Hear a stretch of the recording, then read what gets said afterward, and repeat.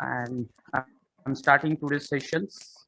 And today our discussion will be on basically gene prediction. Okay, so gene prediction. My screen is visible? No, sir. No. No. Okay.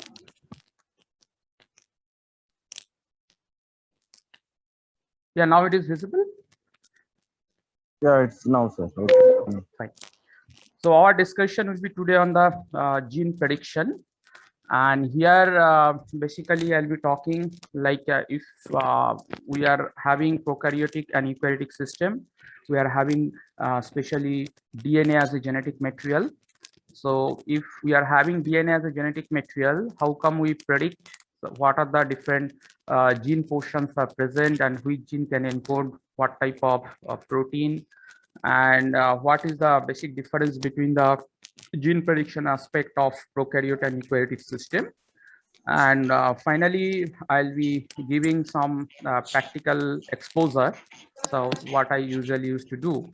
So what are the different open sources we can use, and we can predict the splicing positions. We can predict the gene segment, and we can how analyze the polyadenylation sequence. And of course, we know that prokaryotic system is having especially bacteria operon concept. So how to predict the one particular operon segment, and that operon what kind of protein is going to encode. So all this aspect I'll be covering in my today's presentation. So somebody's microphone is off. Kindly switch off your microphone. Yeah, I'll do it, sir. Okay.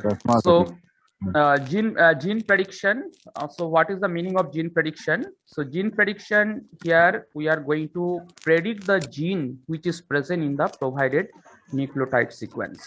So any nucleotide sequence, it is a part of a particular genome, or you can take the complete genome of XYZ any organism.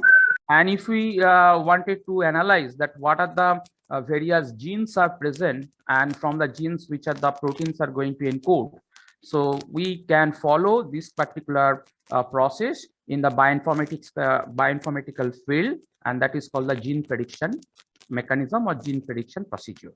Okay, so gene prediction in the computational biological field, it is indicating that to find out the detailed functional annotation of the gene, and as well as we can correlate that particular thing with the genome.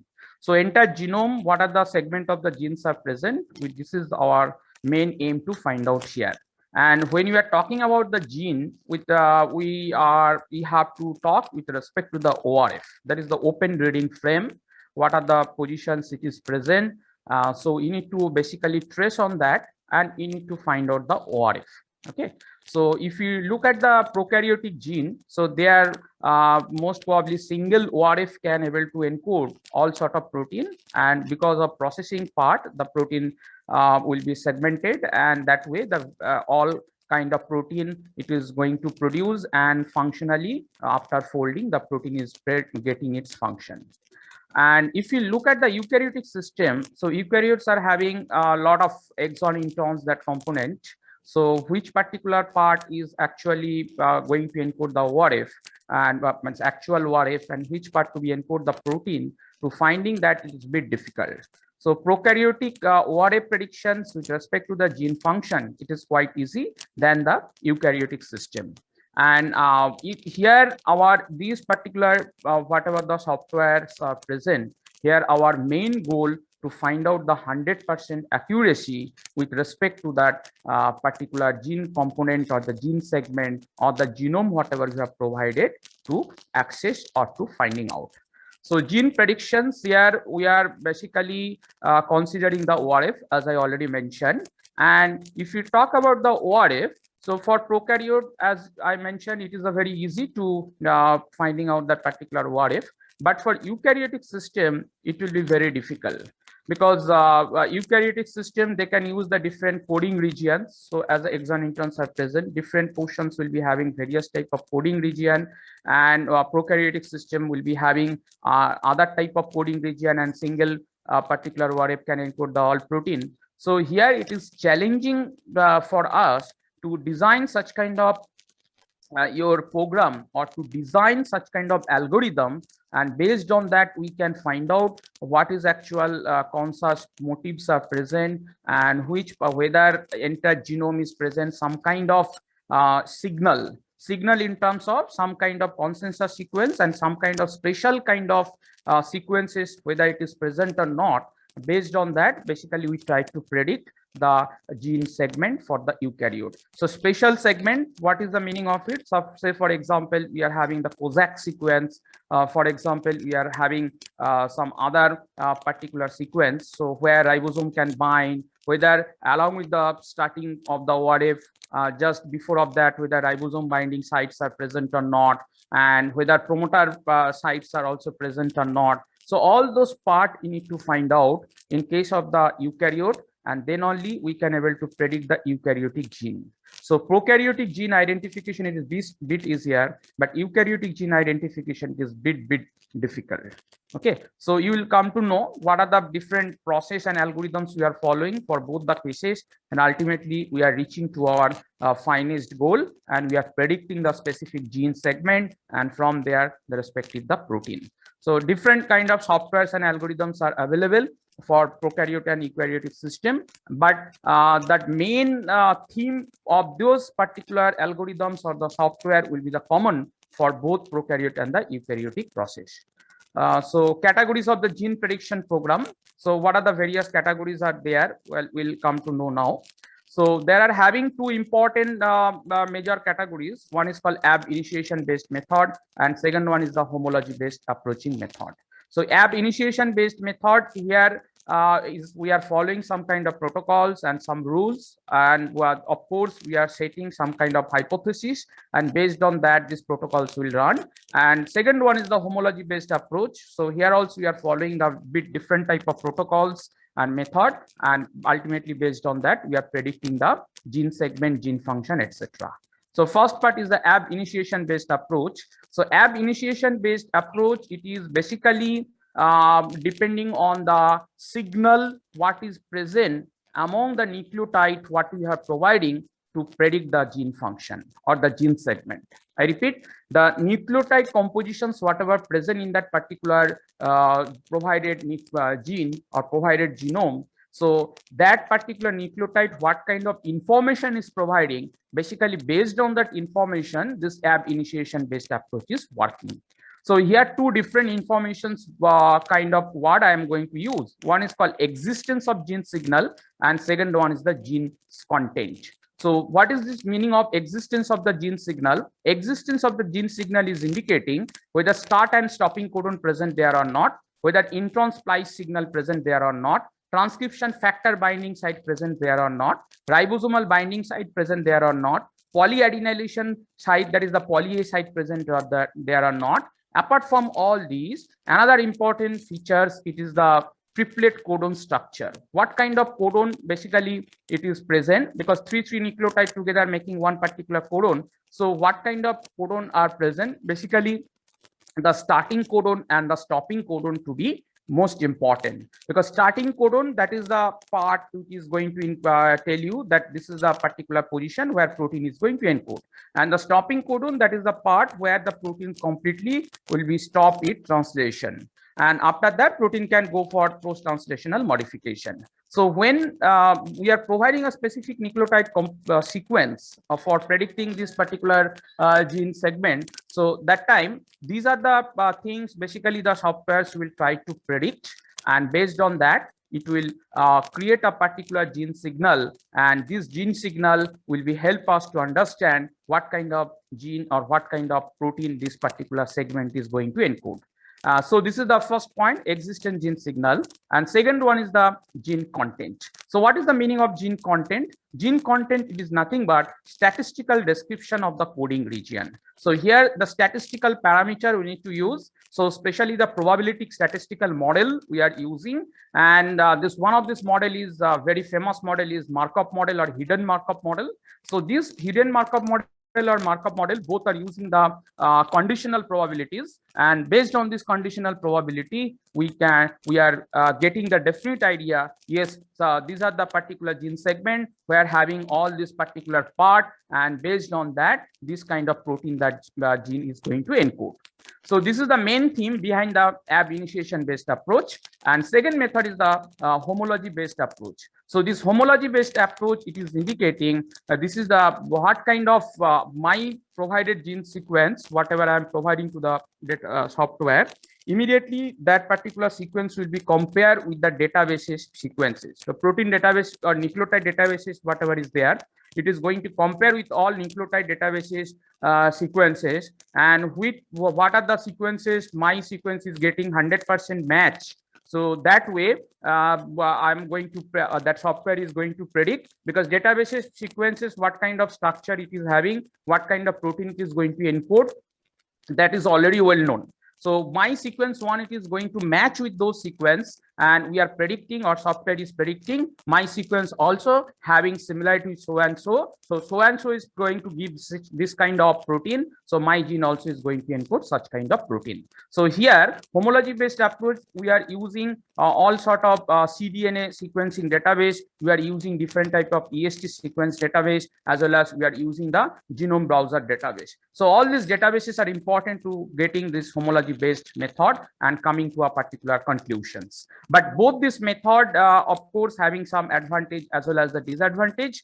So slowly we are moving to a particular another approach that is completely based on the consensus sequence, and those approach also called the combined prediction approach. We are combined prediction approach, both ab initiation based and homology based, we have punched in this algorithm, and that way we have produced another model or another method, that is the consensus based method to predicting the gene structure of the particular nucleotides.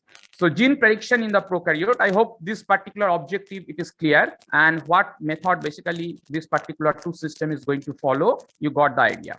So now I'll be talking to the gene prediction in the prokaryotes. So prokaryotic gene prediction, before coming to the gene predictions, as you came to know the ab initiation based or your homology based, it is completely relies on the nucleotide whatever is present, and how, of course, it is also depending on total number of nucleotide, how much we are providing to them to access.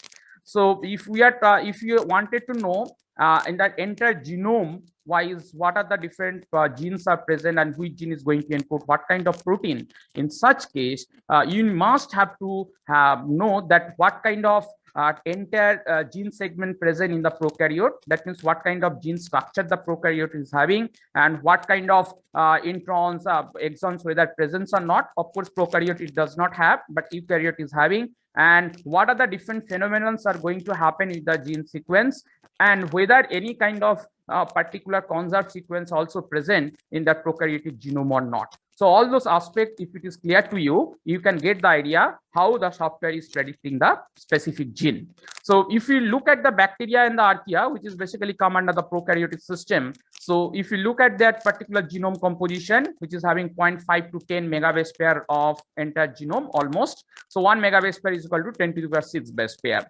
And if you look at the density of that particular genome, the density is too much high. Almost 90% of their nucleotide which is present in the genome, they are involved to coding the specific kind of protein. That means no nucleotides are almost entire nucleotide they are going to utilize for encoding the protein.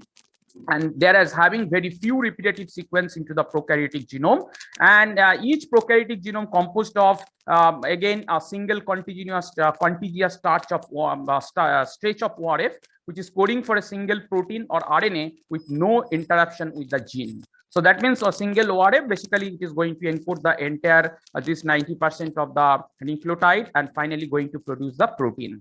So this is the basic aspect related to the prokaryotic genome. But apart from these, again we need to consider what kind of coding sequence basically they are following. So there are majority we can found in the for coding the gene. So there is having ATG is the starting codon, and ATG should be present in the DNA level, and when it is coming to the your RNA level, that is should be AUG. So this is the basic starting codon, all of you know, and it is going to encode the methionine.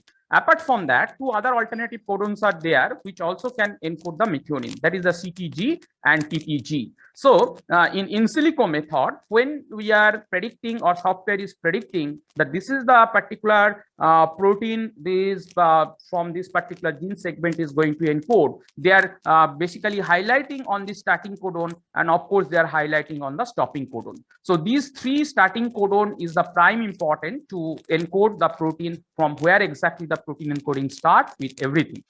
And this ATG, GTG, and TGT, whatever I gave the example just now. So this is a particular frame of codon we can tell, and the presence of this codon at the beginning of the from a particular frame, that does not necessarily give a clear indications. It is what clear indication it is not giving? It does not give a clear indication of the translation initiation site. So translation initiation site with respect to what directly it is not giving the actual in the instruction that this is the protein is going to encode, because this is the starting codon, but along with that we know a lot of other factors are also associated. So these factors, how it is recognizing this particular sequence, and they based on that the protein to be encoded, that also is very vital to understand here. So not only to finding this particular starting codon, along with the starting codon, there is having for prokaryotic system another particular stage of nucleotide sequence that is the very conserved, and that particular sequence basically it is a purine rich sequence, and it is completely complementary to the 16S rRNA of the ribosome, and that's why ribosome can able to identify that particular part and can able to sit over there, and then only with the help of tRNA and mRNA protein translation will start. So that means the sign deligno sequence, whether that is also present before that particular starting codon or not. So this is also a prime important along with this particular starting codon finding. So these sign deligno sequences are having AGG, AGGT. This is the conserved sequence. So all kind of prokaryote having this particular conserved sequence, and that's why the ribosome can able to sit over there and can start the protein coding. So this is the part which related to the starting codon and with associated sequence of the starting codon. And it is the example. So different codons can encode the different type of amino acids. So all of you already know. So there are having 64 codon, and out of 64, 61 is the protein coding codon, and 3 is the nonsense codon, which are responsible for stopping the actually translational process. And so if the software is starting finding this particular region, immediately now software will start to find out what are the stopping codons present there. So stopping codons also is very important. So stopping codon, there are 3 possible stopping codon, you know, the biological system it is having. So all the 3 possible stopping codon where exactly presents, and based on that, it is going to tell this is the particular amino acid going to be present in your protein sequence from this particular gene segment. So this also is an important one to finding the stopping codon. Apart from these, we know that prokaryotic system also having a lot of operonic concept. So small segment of the gene, and this again correlating with the other genes, and when one gene is expressing, that is helping to expression of other genes. Like that, one coordination, one network will be working, and finally the operon will be executing in the prokaryotic system. So this. Hello. Please, somebody, this microphone is on. It is very much disturbing me. Kindly switch off. I am muted, sir. I am muted. So it is transcribed together with the one operon. So here operon finding also is another challenging pattern for the prokaryotic gene system. So apart from that, wherever it is a normal gene or the operon gene, definitely there will be starting of your transcription, and there of course there will be a stopping of transcription. So stopping of transcription, you know, there are 2 different modes there. One is the row dependent and row independent. So row dependent termination method is basically is a prime important concern here, because row independent termination that is not depending on a particular sequence, conserved sequence. So that's why whether the conserved sequence is present after this particular stopping codon, and that also is software is going to find out here. And identification of the terminator site in a conjugation with the promoter site identification can sometimes estimate the help of gene prediction. So this is the entire theme that you need to, the software is going to find out the starting codon and then stopping codon. Software is going to find out that whatever the promoter site is present and how long the promoter site should be, promoter whether having consensus sequences or not. So all those aspects, basically the software will chase, and finally the software is going to give the one particular protein, and that protein will understand with respect to the mRNA what kind of mRNA produced, and from that mRNA only this protein has come. So this is the one small picture of your entire gene segment of any kind of prokaryotic system, where coding region is present, stopping segment, then here termination of transcription site is there, also the ribosome binding site also present, that is a signed deligno sequence, and before that lot of other factor binding site, everything should be there, and that way from this particular coding region will provide the specific kind of protein. So now we need to understand, once you are having this idea, so now you need to understand that conventional determination process of open reading frame. So what kind of process software is following to predicting all such aspects? So there is having, I mentioned before, to predicting the gene means it is nothing but finding the ORF, open reading frame conditions. Prokaryotic DNA is the first subject to the conceptual translational in all 6 possible open reading frame. So here this open reading frame finding again depending on the 3 important starting codon. So you just think the DNA is having double strand. So one strand, if it is having possibility to any 3 possible starting codon, definitely the opposite strand should have the complementary base pair of those starting codon, right? So in that way, total 6 open reading codon in the respect to the 2 DNA strand, the software will try to project, and based on that it is going to give you the valuable protein information. So that's why I mentioned here the total 6 the sequence and possible to 6 possible frame to be present in the DNA strand. So if you talk about the both complementary strand, so that way the 6 sequence will come, and of course a stopping codon also to be found out in both the 2 DNA strand. So 5 to 3 prime, that stand where is that stopping codon, 3 to 5 prime stand, that complementary stopping codon should be present there.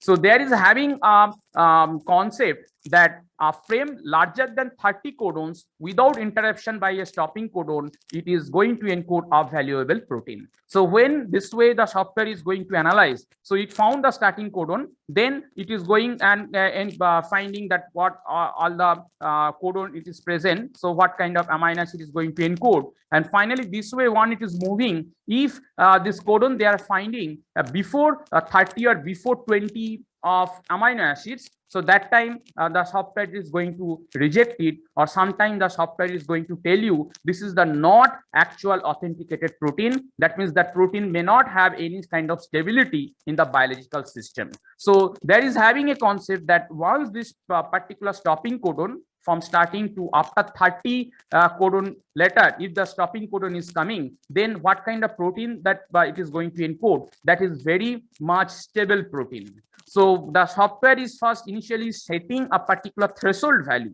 The threshold value initially will be 50 to 60, and how better way the software is going to find out this or reaching towards the 50 or 60. So based on that, it is going to predict that it is the best usable and best kind of protein in the biological system will be produced. And here, of course, the signed deligno sequence also to be taken care, because the ribosome until unless binding over there, it is not possible to encode the protein. So what if along with this particular signed deligno sequence is very, very much important, because as per the convention of the all biochemistries, that once we are talking this kind of frame, so frame long, it is somebody's microphone is off, please switch off.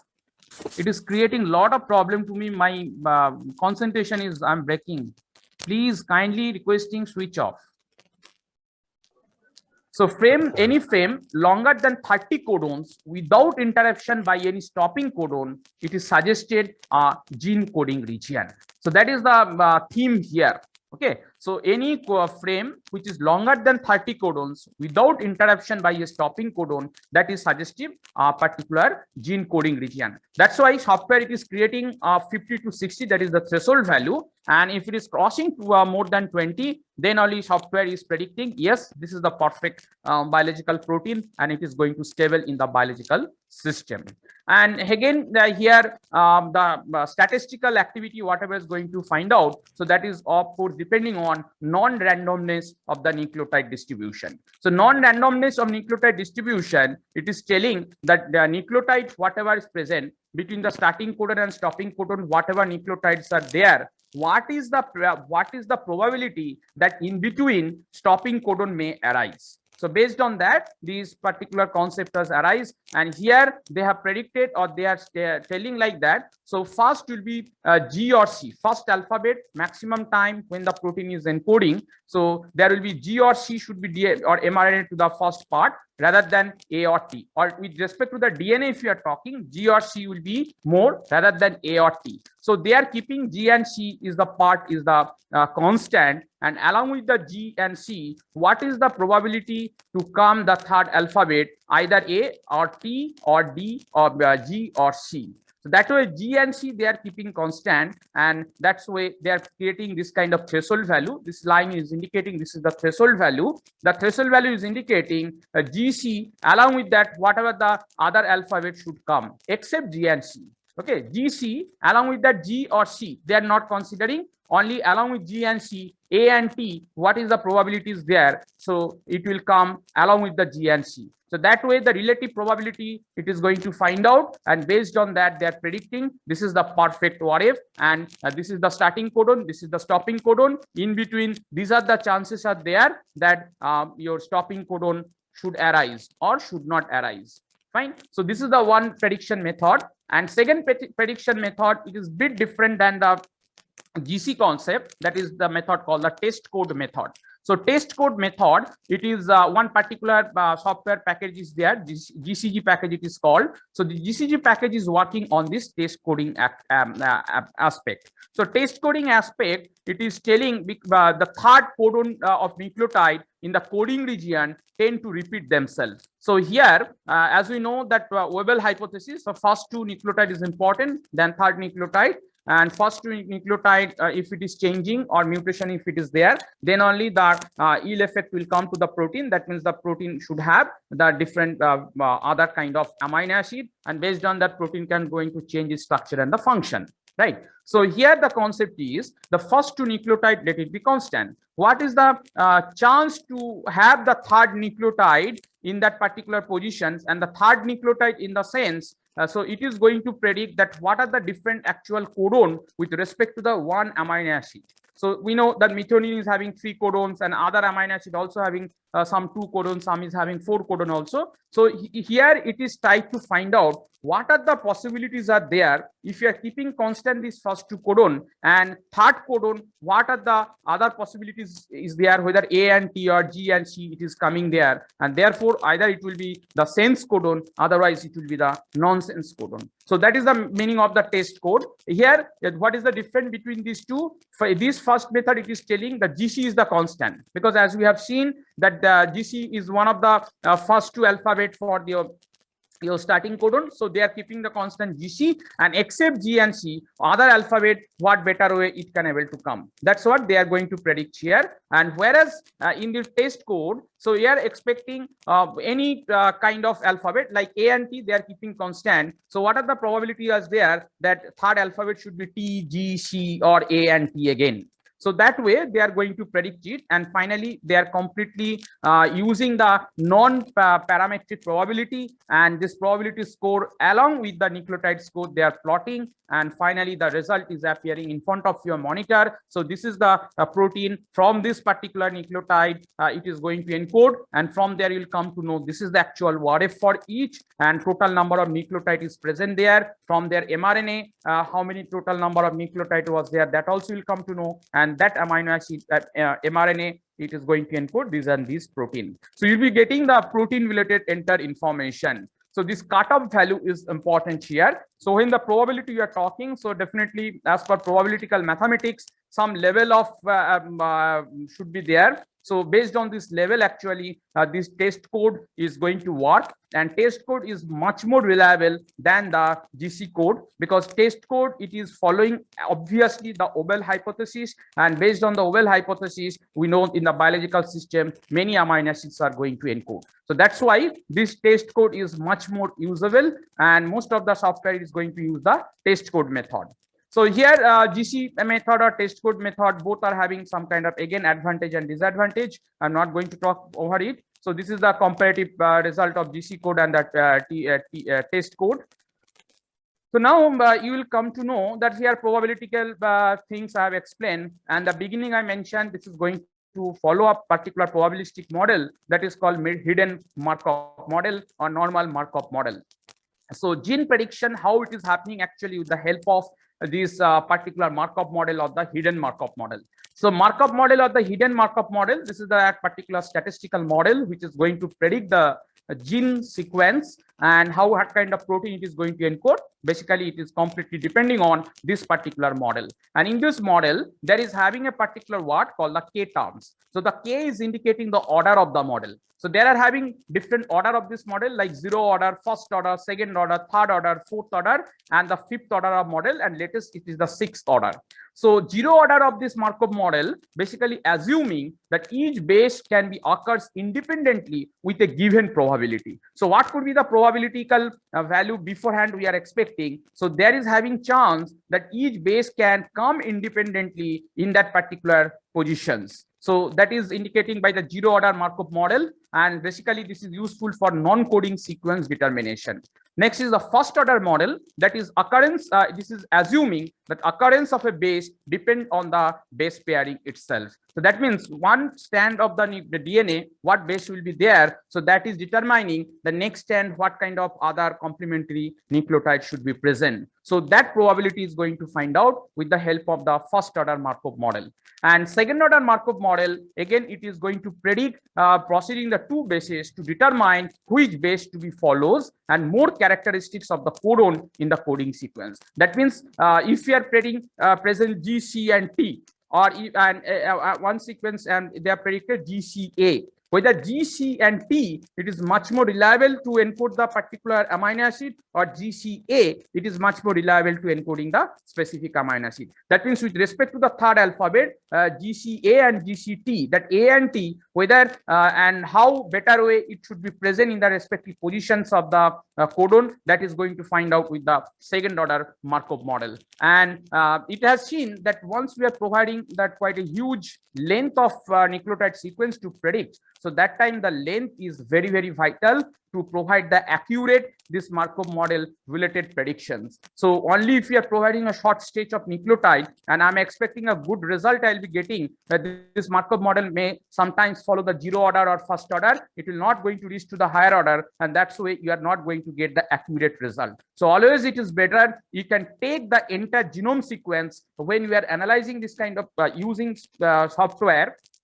Use the entire kind of your genome sequence, you paste that genome sequence or you upload that genome sequence, and to find out whatever the maximum possibilities are there to encoding the gene and what are the actual what is present in that. Because I'm repeating again, if you are providing just 100 nucleotide and I'm expecting that from there I'll be getting a good result of expectation of the protein, so sometimes you may software after executing it, it will show there is no predictions of the protein from your sequence, because the prediction is completely depending on that where is the exactly starting codon, stopping codon, and then ribosome binding site, whether the promoters, everything it is present perfectly there or not. If within 100 nucleotide, if they're not able to find all those any one of this parameter, immediately the software will telling you that this is not the perfect result, or we are not able to analyzing with the protein sequence with your provided nucleotide sequence. So you need to remember how much nucleotide you're supposed to provide, and here that's why it's mentioned longer the oligomer you need, the more and the non-randomness can be described in the coding region,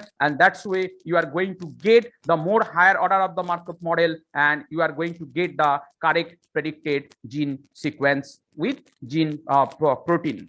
Okay, so you need to remember what sort of nucleotide and how much nucleotide supposed to you are going to provide, and then you are going to use this kind of higher order of Markov model, and finally you are going to get the result. So here Markov model and hidden Markov model. So first derive the Markov model, and then the hidden Markov model concept has come. I'll be telling with the eukaryotic genes prediction, their hidden Markov model, what is the meaning of it. So here basically Markov model, this concept is going to use for prokaryotic system, but eukaryotic system hidden Markov model is very important, because a lot of complications are there in the eukaryotic gene segment, right? And here again another two important things this Markov model is going to determine, that is typical gene or atypical gene. So it is this two word also you can found in the genetics of the molecular biology book. So what is the meaning of typical and atypical gene? So gene content and the gene and length distribution of the prokaryotic gene again could be either typical and the atypical. So typical genes means it is telling when the range of amino acid present 100 to 500. So 100 to 500 definitely amino acid if it is present, and the nucleotide whatever is provided from that whatever the number of amino acid is going to encode, so that amino acid should be 100 to 500. If it is there in the particular protein, then it is considered as a typical gene, and if it is lesser than 100, so we are considering this is the atypical gene. That means there is a less chance to survive such kind of protein in the biological system, and the existence of the protein should be a question mark. So when the Markov model is determining it, so you can understand why I'm telling larger sequence you need to provide, because until unless you are providing the larger sequence, you may not able to reach with this 100 to 500 number of amino acid. And higher order of Markov model, until unless you are going to analyze, you are not going to get the perfect gene related information. So you need to understand so what is the meaning of typical gene, what is the meaning of atypical gene. I'll be showing in my PPT. So what is the how this typical gene and atypical gene basically the software is going to predict. So here this is the concept of Markov model. So look at here, these are the probabilities value. So first in the starting codon, so first alphabet, whether A, C, G, T, what will be there, the probability value we can see G is coming maximum, that is 0.10. Okay, sorry, A is coming maximum, that is 0.80. Fine. And second position, again whether A, C, G, T, what is going to come, you can see the maximum probability score is the T, that is 0.97. And the third positions, once again it is coming the G, 0.97. So the software is going to predict the sequence A, G, G, that is the starting codon. And the stopping codon, once they are calculating, once again in the similar features or similar phenomenon they are following. So here again the first alphabet, what should be ACGT, the probability score it is telling, but T is 0.97. Again second alphabet, that is the ACGT, here A is coming 0.86, and third alphabet here it is coming G, 0.62. So like that the starting codon and stopping codon this particular Markov model is determining, and in between again I'm telling in between whatever the codon part is present, again similar way that is going to predict with respect to, I repeat, with respect to the two different stand, right? Because starting codon and stopping codon I mentioned DNA double stand, both the stand may have starting codon and the stopping codon. So when they are considering the in between whatever the nucleotides should be present, then with respect to the both the stand, that is the 3 to 5 prime and 5 to 3 prime, both will be considered here, and that way again that 3 alphabet what should be present in between. So all this aspect is going to find out, and that is the good concept of probability we can see to finding the specific nucleotides or codon among from the mRNA sequence, and ultimately based on this model it is going to give you what are the protein amino acids to be present in your the protein sequence. Okay, so this is the your Markov models. So Markov model directly here this transition typical coding state, that is the transition value is there. So transition value it is telling if they are found repeatedly same sequence. Okay, so here predicting suppose AAT. And then again they are predicting AAT, third also they are predicting AAT. So if this is happening, so in such case they'll be considering first three alphabet of AAT, then fourth time again if it is reappearing that AAT, then they will be start changing the third codon. Okay, third position they are going to change. So going to change means if third position also T if it is coming, so what is the second highest order of this particular statistical value, that is going to accept the particular software, and that way it is going to analyze the entire in between starting codon and stopping codon, whatever the codon should be present. So that way the Markov model is going to work out, and this Markov model we can follow, we can get in the GenMark. So this is the open source where we can use this Markov model, how it is predicting the gene sequence. We can use it. Glimmer, this is another one, but Glimmer is now, they have stopped to giving the free access, and you require the Unix.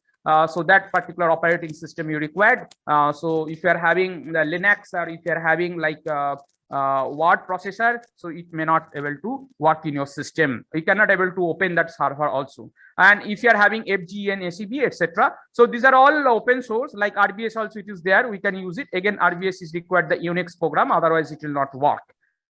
So now whatever the models we have created here by the hidden Markov model, so now there will be having particular performance evaluation concept. So what is this performance evaluation concept? It is basically accuracy of a prediction program can be evaluated using the parameters such as the sensitivity and the specificity. With help the sensitivity and the specificity, we are this finally this software is going to tell how much correctly it has accurated or predicted your particular gene sequence.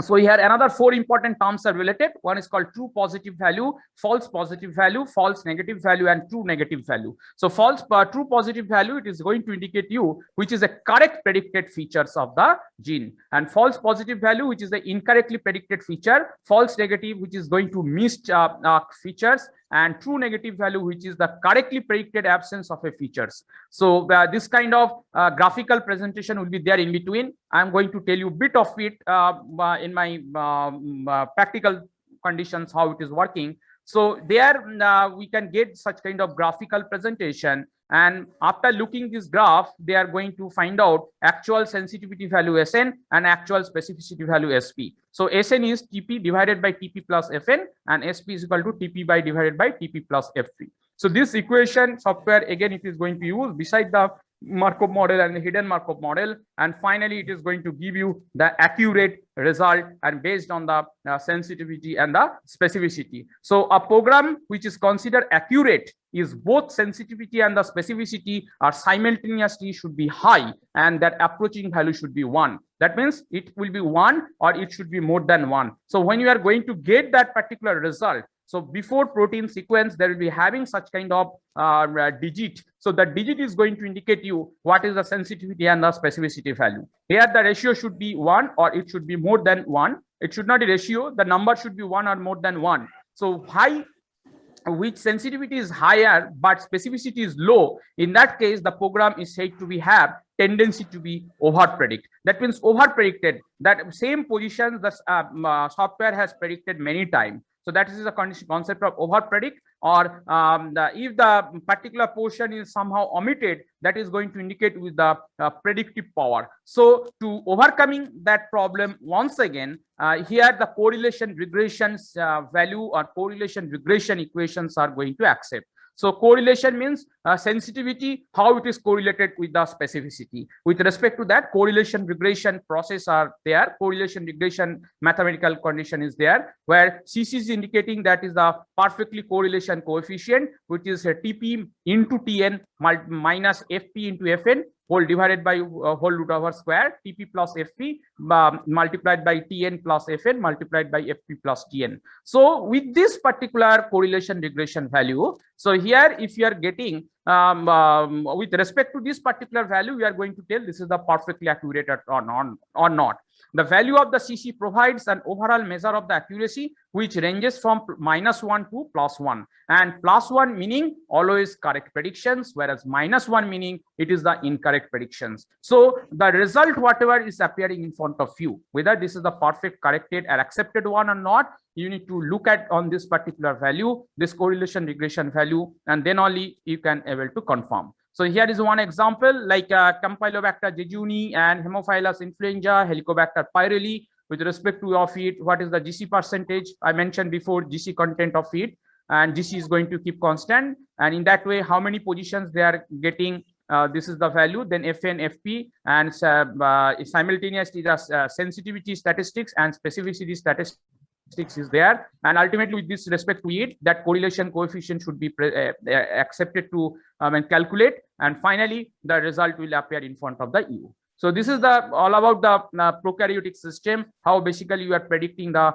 specific features of the gene and what way we are predicting the gene. So I have explained here. Now I'll come to the eukaryotic system, gene prediction in the eukaryotic system. So here gene prediction in the eukaryotic system, once again, what is the gene compositions, everything you need to understand better way. So generally eukaryotic genome is the nuclear genome, and the nuclear genome is the ranges almost 10 megabase pair to 670 gigabase pair.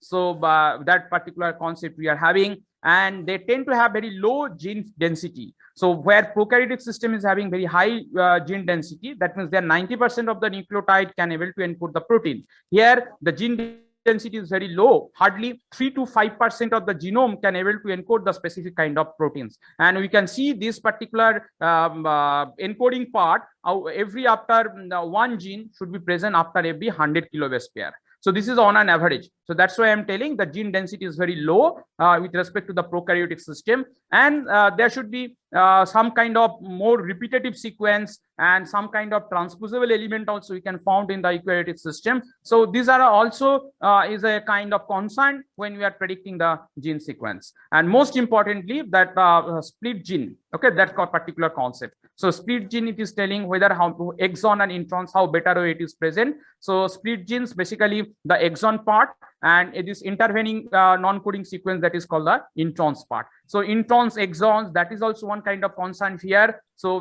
better way need to find out the particular junction part, and the junction part whether it is present any kind of conserved sequences or not. So based on that, actually the softwares will run here.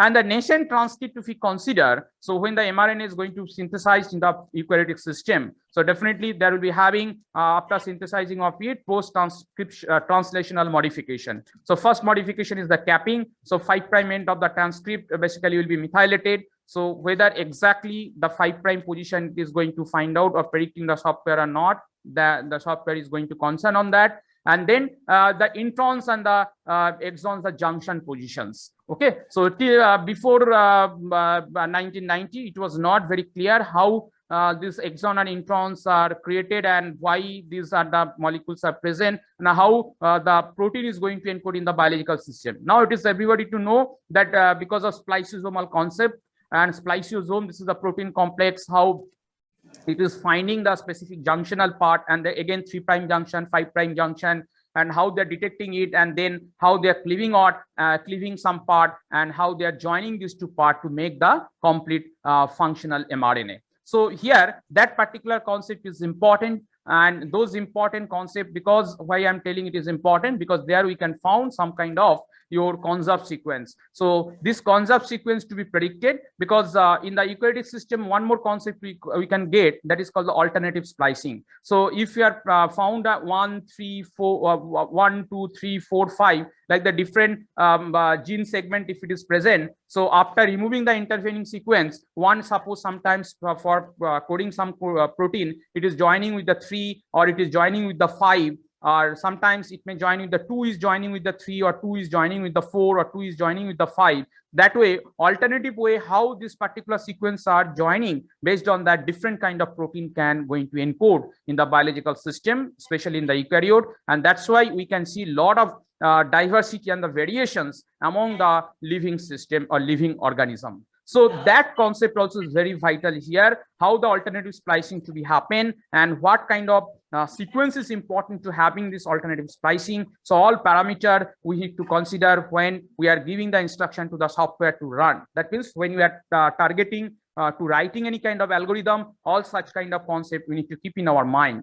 And third important criteria, that is the polyadenylations. So here we know that actually 3' end of the mRNA, there will be having almost at a stage of 200 to 250 adenine nucleotide, and this adenine nucleotide again it will be joined based on the some conserved sequence whatever present in the actual DNA. The conserved sequence is like CAAT, AAT, or C. So this sequence is helping to finding the polyadenylation signal, and so by looking this particular motif, this particular sequence, so ultimately the adenine residues will be joined with the help of some enzymes. So this is the complete picture of the eukaryotic gene. Normal gene should have the exon in between introns. Again, we'll be having exon, and some introns part will be lengthier, some will be smaller. So these exons, introns, all alternatives, whatever is there. So this part is important to understand, and who is going to join with whom, and based on the protein to be encoded in the biological system. So here also the starting codon and stopping codon to be considered, and whether the starting and stopping codon similar way like prokaryotic system it is going to use or not, that parameter to be taken care. And actually here the eukaryotic system, as the gene is quite low denser, and it is having a lot of exon introns in this particular concept. So it is very difficult to create some particular single kind of your algorithm which can able to predict everything. So it is very difficult, because it is having a lot of split genes. Alternative splicing is also happening there, and very low density as it is present here. So it is somehow the task will be to finding a needle in a haystack. Fine. And you just not only haystack, the needle is present, somehow the needle is broken, and the broken part of the small needle also you need to find out, and then you need to join this broken part, and ultimately you will be satisfied to telling, yes, this is the particular protein sequence and this is the particular gene. So you just imagine how much difficult task it is to prepare the algorithm to make a such kind of software which is going to finding all kind of things at a time. So it is not possible. Till now we have not able to design that. So there is a good news that there is all still some conserved sequence we can present, or we can find in the eukaryotic gene that allow the computational predictions. So what are these? We can get the splice junction of introns and exons, which may follow the GTAG rule, and that's why the introns at the 5' splice junction having a GT. This is the sequence. So this sequence is the one kind of indication for us. We can give, or we can write the algorithm such a way that the software is trying to find out these are the particular sequence, and based on that it can tell this is the exon and introns junction. So from here these are the exons will be removed, and whatever the useful sequence that will be joined together to predict the protein. And most of the cases we have seen the 3' splice junction is also having the consensus motif, that is the polyuridine track, and then 12 number of this purine will be there, and then NCAG, the sequence will be there. Again, N stands for any kind of nucleotide should be present, and that way this particular sequence is useful to finding the 3' splicing site from a particular eukaryotic gene. So this is the normal picture of eukaryotic gene. Then after splicing, it is going to make, this is actually mRNA.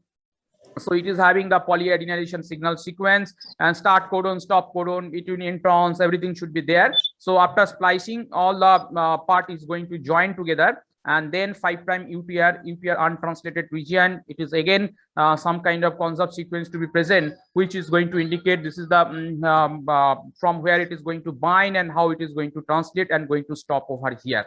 And finally, polyadenylation signal. So this is the compositions basically actually mature mRNA should have, and from there protein is going to encode. So here, as I mentioned, there is no specific software that everything can able to find, but some kind of logic we have used, both common in case of the prokaryotic and eukaryotic system, and hexamer frequencies that already I have mentioned in the prokaryotic system. What is the meaning of hexamer? The starting 3 codon which will be present in the both the stand of the DNA. So that hexamer frequency is also to be very common here. And same kind of hexamer concept also we are applying here to finding the starting codon in both the DNA stand. And most of the vertebrates should use the ATG as the translation starting codon, and they must have before this particular codon, these are the Kojak sequence, that is the particular flanking conserved sequence before this ATG, that should have CG, CCG, CCA, TGG. This is the particular part. So this part, and before this starting part, all we need to consider. So not only this starting codon, before the starting codon, this particular part also important. Otherwise, this ribosome will not able to bind and will not able to encode the protein. So that also you need to remember. And most of the genes having high density CG dinucleotide near the transcription starting site too. So this region is referred to the CPG island, where P refers to the phosphodiester bond containing the 2 nucleotide, and which helps to identify the transcription and initiation site of the eukaryotic gene. So this is the indication how we can proceed for detecting the eukaryotic gene, and the poly A signal can also help to locate the final coding sequence of the gene. So because poly A, you can see here poly A, this some particular position it is going to start, and already I mentioned some sequences are there. Based on that, their poly A tail will be joined here. So these particular positions, if you're able to identify, we can understand from here to another 200 or 250 nucleotides should be there, where adenine only to be present. So this is the concept of your final coding sequence and what kind of segment complications are there with the help of eukaryotic system. Now gene prediction programs, if we look, so there are having three important algorithm. One is the ab initiation based algorithm, second one homology based algorithm, and third one is the consensus based algorithm. So ab initiation based algorithm, again like prokaryotic system, it is going to depending on what kind of signature nucleotide specific information is present, and based on that it is actually going to work out. The program, it is again this ab initiation based method. What exactly I have explained here in the ab initiation based method, here basically existence of the gene signal and the gene content, both are important, and like that prokaryotic system also, these two only it is going to consider here.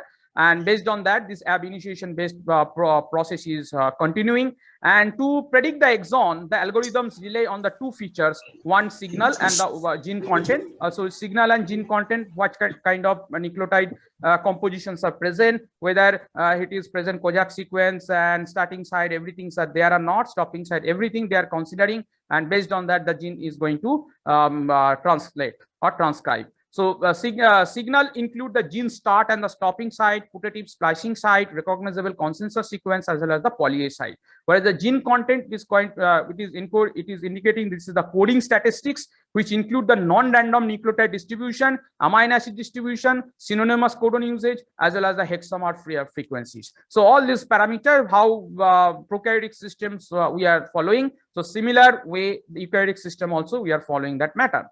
And hexamer frequencies appear to be most discriminative for the coding potential. I repeat, these hexamer frequencies are most discriminative to indicating the coding potential. That means how better way these starting codons and which position it is present. So that is important parameter. So here one thing I am adding, like once this particular gene is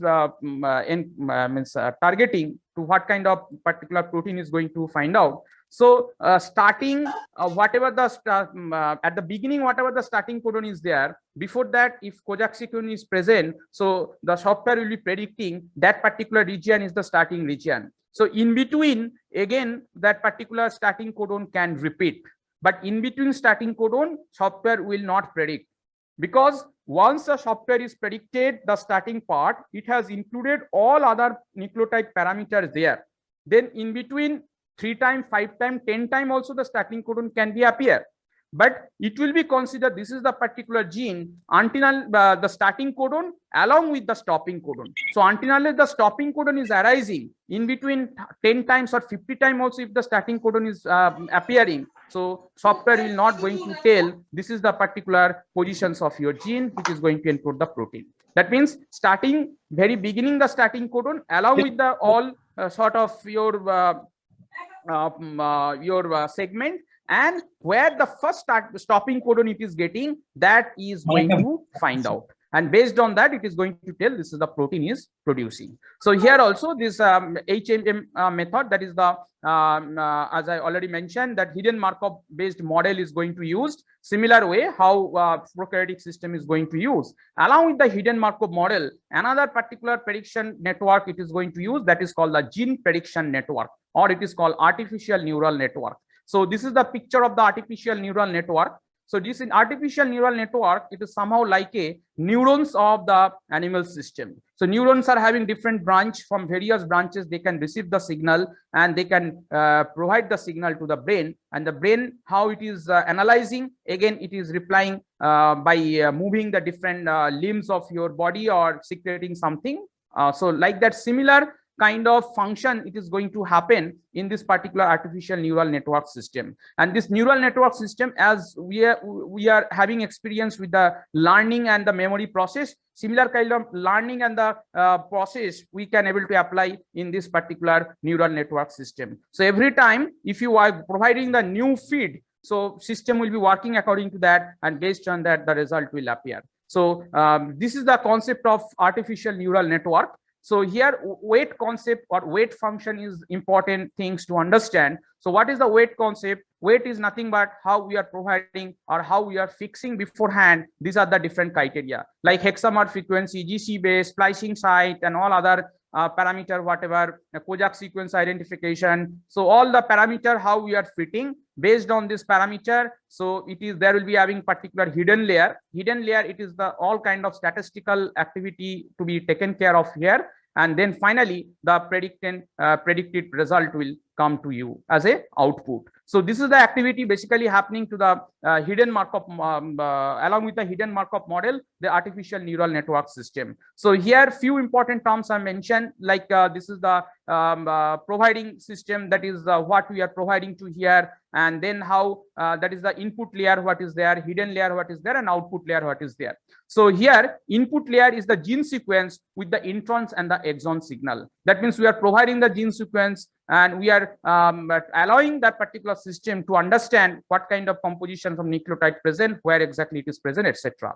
Then number two, the output is probability of an exon structure. So here what kind of exon structure is present, that also we are providing, because exon or intron, the junction, we know the junction input we have provided automatically. So this kind of sequence basically present to the 5' junction and up to the 3' junction. So that sequence information also you need to provide. Then gene structure formation is separated into the several classes of features. So gene structure means so splicing site. Okay, splicing genes. Generally, by looking the eukaryotic system, what is the basic component or nucleotide present in the splicing gene? So that feedback or that feed also you need to provide into this system. And then repetitive sequence, what kind of repetitive sequences are present?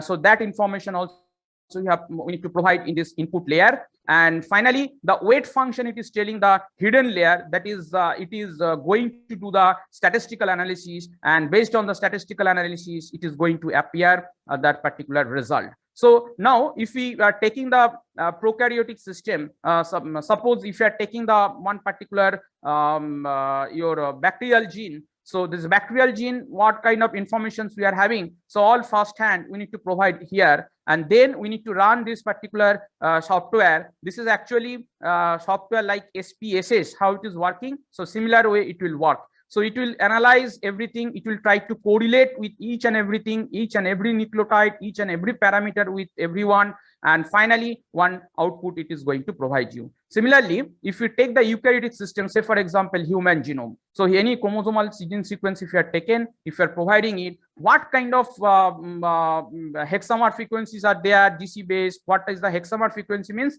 what is the hexamer alphabet basically to be present in the codon. So all those parts we are providing here. Then we are running this SPSS. So there, this kind of hidden layer will be continued. This hidden layer will not able to see. That's why it is called the hidden layer. After providing all this input, software it will run and it will be providing this particular predicted or predictive result. So as this layer we are not able to finding out, so this is called the hidden layer or this is called the artificial neural network model. And in this artificial neural network model is having this kind of hidden layer. So here how we are providing this particular input, based on that this particular software is running. Like we are having the GRAIL, this is the alphabet or URL for it. So GRAIL can work better way in the both the for Drosophila, Arabidopsis, E. coli system, and all kind of other animal system also we can able to use this GRAIL.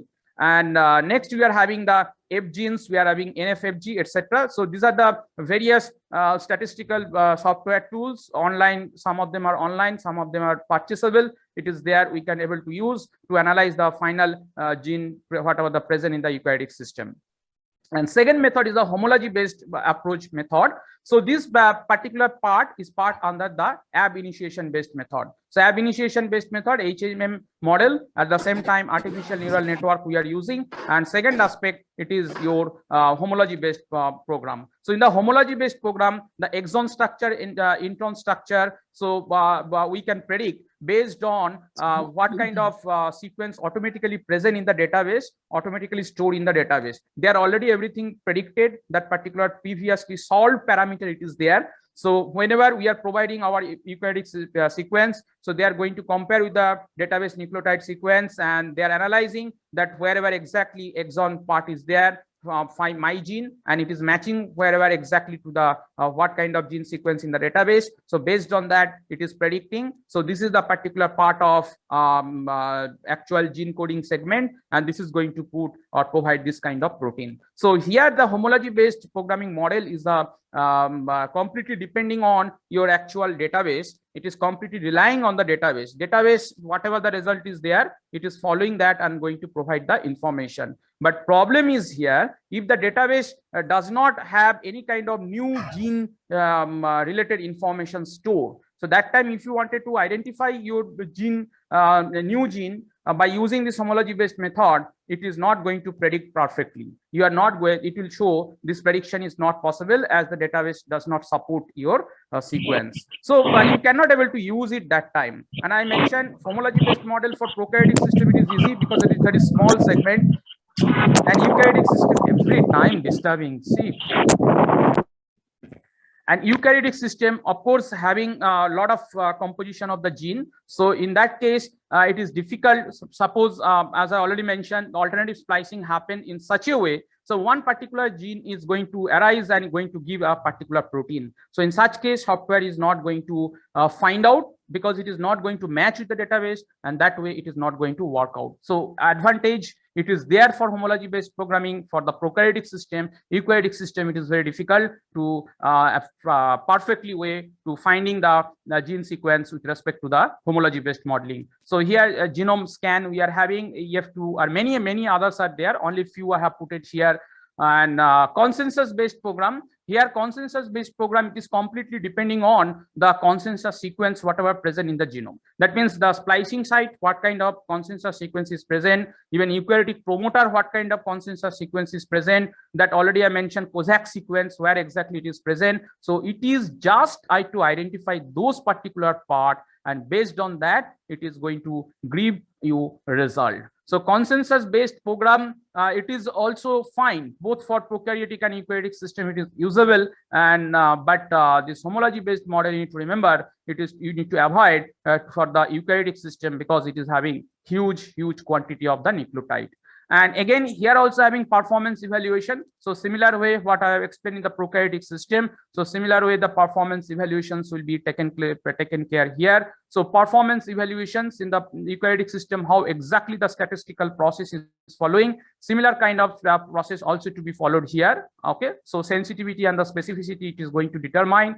And finally the correlation regression it is also doing, and based on the correlation regression it is going to tell you the actual gene sequence what should be and what kind of protein it is going to encode. So this is all about the prediction method, theoretical part of gene prediction both for prokaryotic and eukaryotic system. Now I'll come to the few of the practical aspect. So how basically we are doing, so whatever the theoretical part I mentioned, so same portions whether it is matching or not, you can able to see here. So first thing we can use, it is very common. So ABC, everybody can use the GenScan, but this is not going to give the 100% authenticated result, mind it. And GenScan is having a lot of disadvantage because GenScan, when you are opening, we are going to get such kind of home page. And here if you are clicking only for the vertebrate and only one particular bacteria or something, it will be mentioned. Okay, so apart from that, you are having virus, you cannot able to use, you can use it because software is not able to identify whether it is the virus or it is bacteria or it is the human, whatever it may be, but it is going to give the predicted result. But it is, you should not rely on it 100% to tell this is the actual predicted result.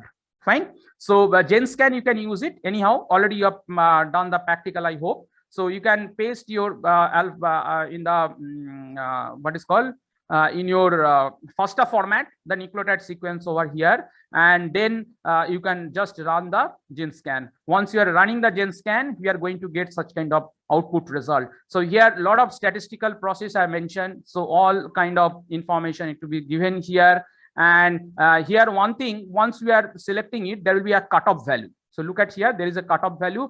So cutoff value, if you are changing with respect to it, you may get the different kind of result with this particular protein sequence. So if you're using the gene scan, the cutoff value definitely you need to mention. And this is the final output where this is the protein sequence it has mentioning, and which data have used it, and what is the particular value, cutoff value, and everything is before is mentioned. And that way, if we get this kind of protein, so we are understanding the nucleotide sequence is considered as the gene. And as I have provided the prokaryotic sequence, and so it is telling there is no exons found in between. Okay, so this way gene scan to be used, but most usable method is the GenMark. So GenMark you can type, okay, this is the URL, you can type on the Google and you can open the GenMark. So in the GenMark homepage, right hand side, lot of options are given, and these options are highlighted. So you can click on these options, and one by one we can go and see what kind of features are there. So first we can use the GenMark options. So you can click on the GenMark options. So this kind of homepage will appear. So you can see here, this is usable for the prokaryotic system, especially this particular part of this software. So you can click over this prokaryotic system. So this kind of homepage will appear. In the prokaryotic system, you can use the prokaryotic nucleotide segment in the FASTA format, and then you can run this particular GenMark. Once you are running, this is the result page. Along with the result page, finally, actually here you need to provide your mail ID. So the result will appear to your mail. So in your mail, you can get 3 different files will be there. So first file, it will be telling what kind of statistical process they have used, what kind of cutoff value they have used. According to the Markov model, what is the first identified probability score, what is the last identified probability score, everything there. And second part, this is the important. So this is the graphical part. This red portions is indicating these are the actual atypical genes. That means these are the very small segmented portions of the nucleotide going to encode the protein, not the entire part. And if you look at the further down, there will be having many other small. This red part is indicating this is the atypical gene portions. I was telling for prokaryotic system, so some short is nucleotide. If they are predicting, they are going to highlight and going to tell this is the atypical gene segment. Most probably it is not going to survive into the living system. So that aspect you can able to understand from here, and immediately what kind of protein also actually valuable protein or stable protein can encode by looking this particular this particular graphical mode. So it is also going to provide to you. So this whatever the nucleotide sequence I have provided with respect to it, this is the particular protein going to encode. So this is the one option. Second options, like if we are going for the next options. So I mentioned here many options are there in the right hand side, all are hyperlinked. In the second options, if you are giving the second options, you just click on here. So it will be appearing like this way, genemarkup.hmm.slate. So here prokaryotic system also you can use metagenome. So this is very vital nowadays. So metagenomic analysis, metagenome you can use, and eukaryotic system also you can able to use to predict. So any one of this you can select. So most probably I have selected this is the for eukaryotic system. Yes, GenMark for eukaryotic system. So here eukaryotic gene segment, if you are providing similar way, you are going to get the result like that. If you are coming to the GenMark S.2, these options, you are going to get, this is the home page where you can again provide to paste the FASTA sequence, but this is actually useful for metagenomic analysis. Okay, so you can provide the sequence and you can select the metagenome analysis, and whatever the sequence you are providing here, you can see, you can select the which particular genetic codes to be starting code for you. So you are selecting TGA, whatever is there in the provided sequence. I wanted to start my protein from there itself. So you can select the TGA, all these options, and finally we can able to get the result. Like metagenome mark also we can able to use similar way. So everywhere you need to provide the what could be your starting codon, and stopping codon, it will be universal. So stopping codon automatically it will be selected. And second one is the SoftBuddy. This is another vital, very important gene prediction software. So if you're opening it here also, we can get lot of options. So this option from here, gene finding for the viral genomes. I'm showing here viral genomes. Otherwise, eukaryotic genome also it is there. Bacterial genome also it is there. You can predict with that. So I'm giving example with the viral genome. So you can click over it and you can get, this is a page. So you need to click any one of this hyperlink. So fgenes v0 or any one of this you can click. So ultimately it is going to open this kind of home page. Here adenovirus complete genome I have provided, and after that you can select the starting standard code also here. You can use the standard code or some specific organism related code you wanted to use. So that also you can select here. Fine. I have used the standard code because standard code is the optimum to express the protein. So I can go for the process. So gene finding versus in viral genome. So if you are clicking, so you can get the standard code I'm selecting. As I mentioned, many options are there. Standard code I'm selecting, and I'm going for the process options. And here also the result, here result directly it will come. So if you opening the result, you can see this is the first portions of your result. So here, what is the particular genome and what is the total number of gene segment, etc., total number of nucleotide presence, everything is mentioned here.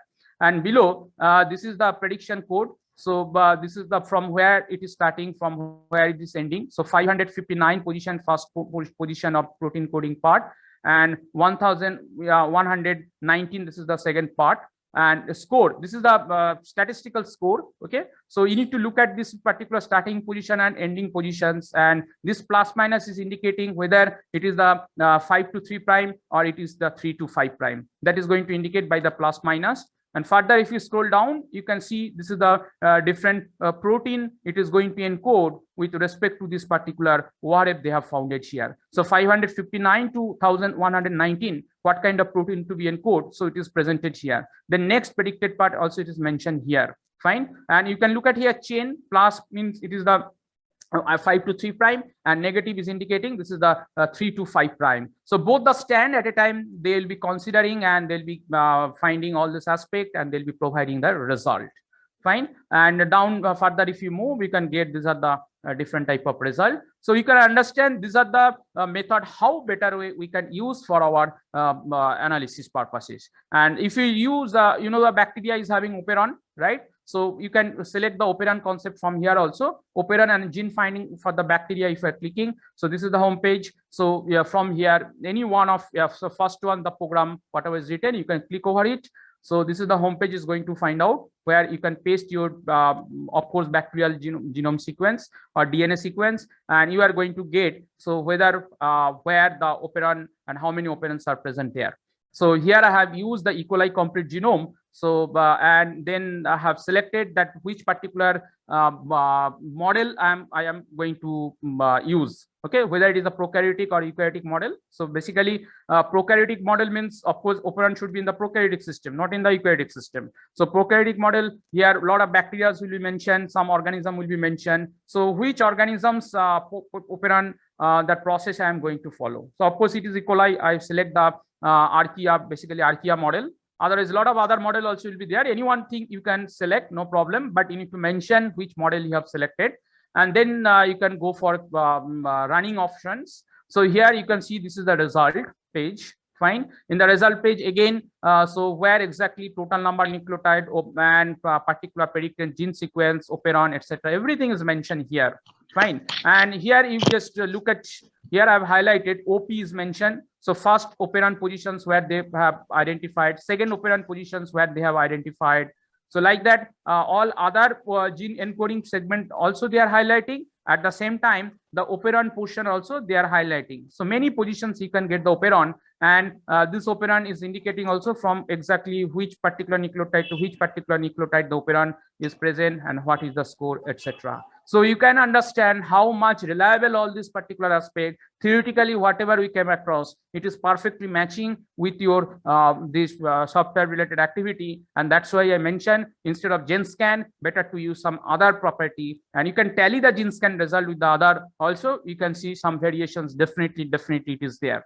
And second aspect for eukaryotic gene system, that is finding out the splicing segment. As I also already mentioned, this is the another feature of the eukaryotic system. So NetGene2, this is the server you can use. So NetGene2, if you are opening, so this is the home page, And here you can see this is the human. Okay, that means of course this is the eukaryote. So you can select the first format of your file. Otherwise, just you can paste the sequence over here and you can go for the start options. So once you are clicking on the start options, you are going to get within short fraction of time your result. So this is the result first portions, and if you're scrolling down below, this is the portions will be mentioned. So exactly the total length of so first look at this two part.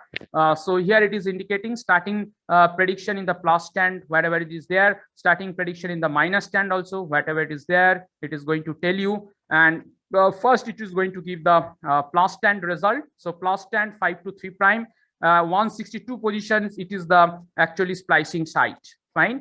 So you can see here it will be arrow will be given. So before the splicing site, this is the left hand side sequence, and next this is the right hand sequence. So wherever they have identified this is the splicing site for 5 to 3 prime end, they are going to indicate by this arrow. And wherever if you look at the further scroll it down, you can see this is the negative stand predictions. Okay, so that means anti-parallel stands, whatever the sequences are there for predicting the splicing site, that also is mentioning here. So ultimately it is going to give you final predictive score. So what was the cutoff value? It is crossed the cutoff value, and what is the right now percentile value it is there. So everything is going to mention here. So this is the finding of splicing site for the eukaryotic system is another important parameter. And further, if you go below down, they are going to show this kind of graphical presentation.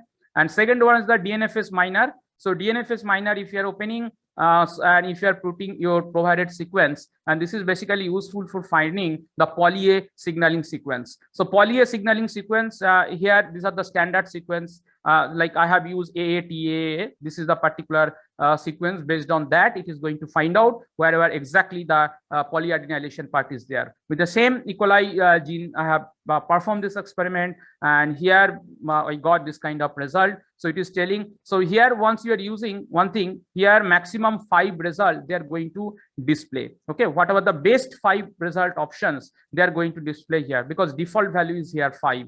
So you can increase the 10, you may get the 10, but it is not reliable if it is not usable for you also. So best 5 option also it is useful for you.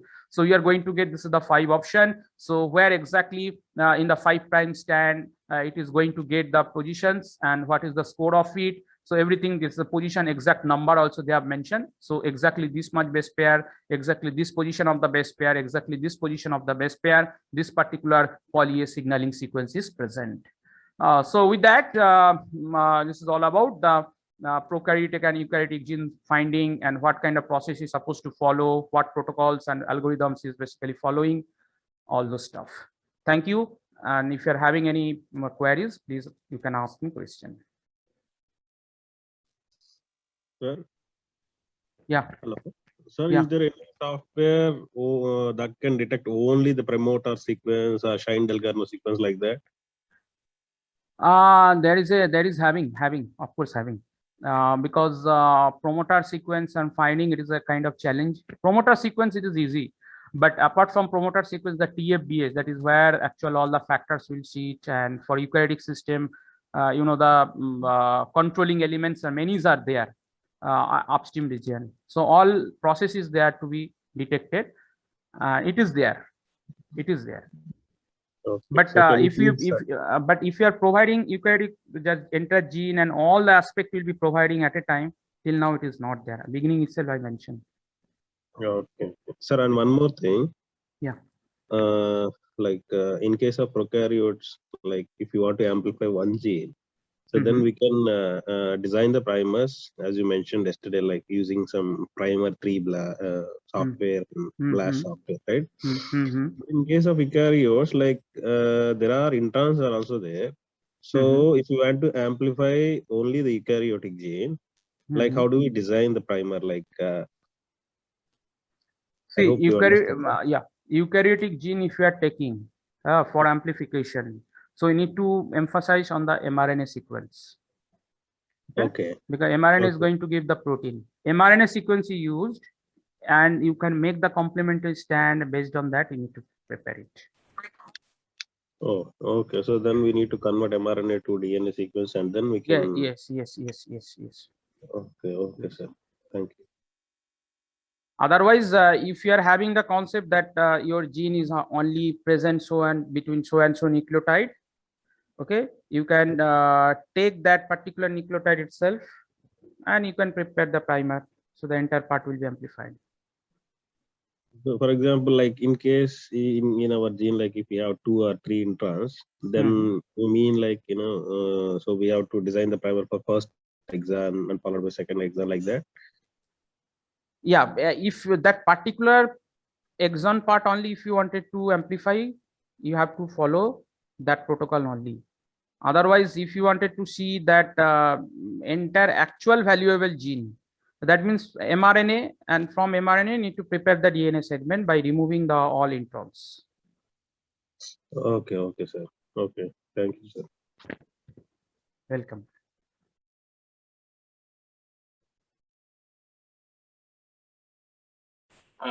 Thank you very much. Also, thanks to participants because of the time change that is happening every day. So yesterday it was from 1 to 3, today 2 to 4. So there is some slight, but the advantage is because it's online, so we can join. That's one of the advantage that is there. So yesterday we looked into PDB and PDB structure format and other aspects.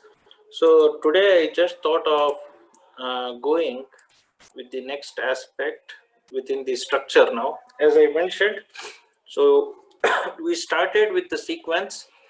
We looked into GenBank, sequence retrieval, SwissProt, BLAST, FASTA, and then pairwise alignment, multiple sequence alignment, and then we moved to ProCite to see the conserved regions or the signatures and other aspects.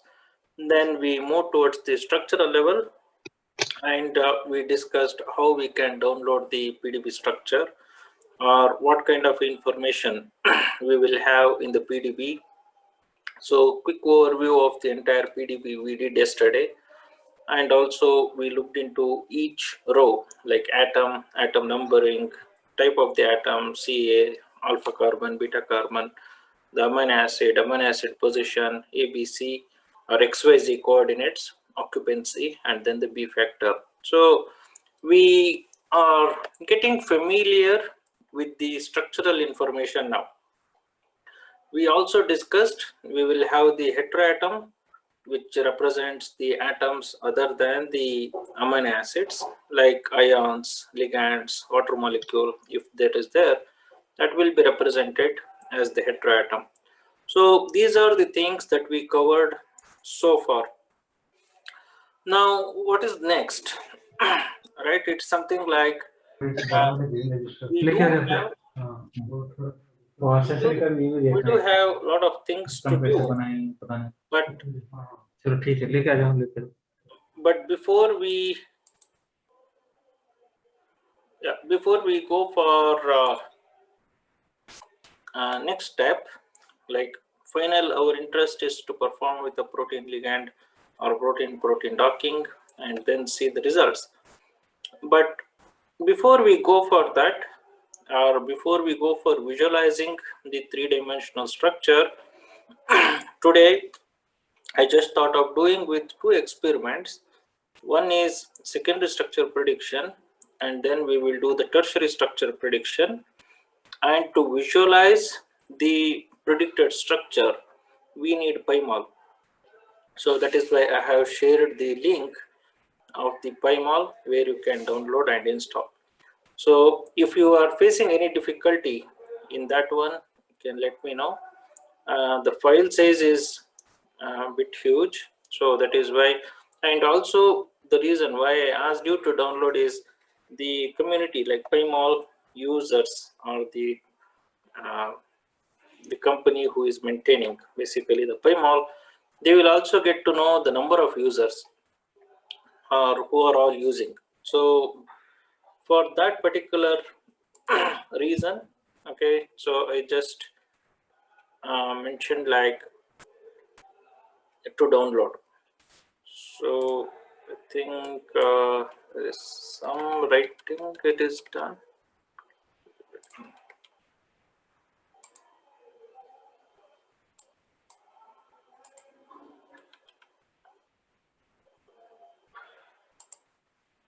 On my screen. Okay. So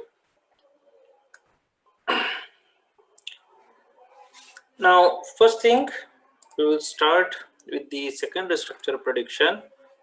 Now, before even I think in the theory classes, the secondary structure, how it is going to work, all those things will be covered in a later point of time. So today we will just look into why should we do this secondary structure prediction, right? How to interpret the results, what are the different servers available for secondary structure prediction, all those things we will do it. Now, to do this secondary structure prediction, our input sequence should be amino acid sequence or nucleotide sequence. Amino acid. Amino acid. Yes, so we need amino acid sequence. Remember, again, secondary structure prediction is a kind of an intermediate step, in the sense, in reality, we will not have anything like a secondary structural level for the protein. That means when the mRNA is there, and from that mRNA, when the translation process starts, the protein starts to fold there itself.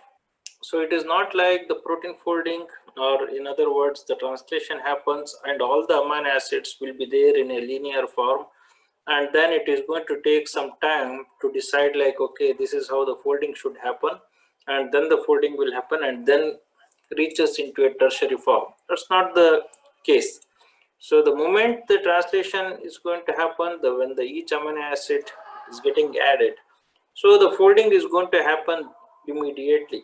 So that is that much fast, the synthesis. So the protein gets ready and then starts performing its functionality. Then if that is the case, why do we have a secondary structure prediction then, right? In other words, when we can predict the tertiary structure, why should we do a secondary structure prediction? Any guess from anyone?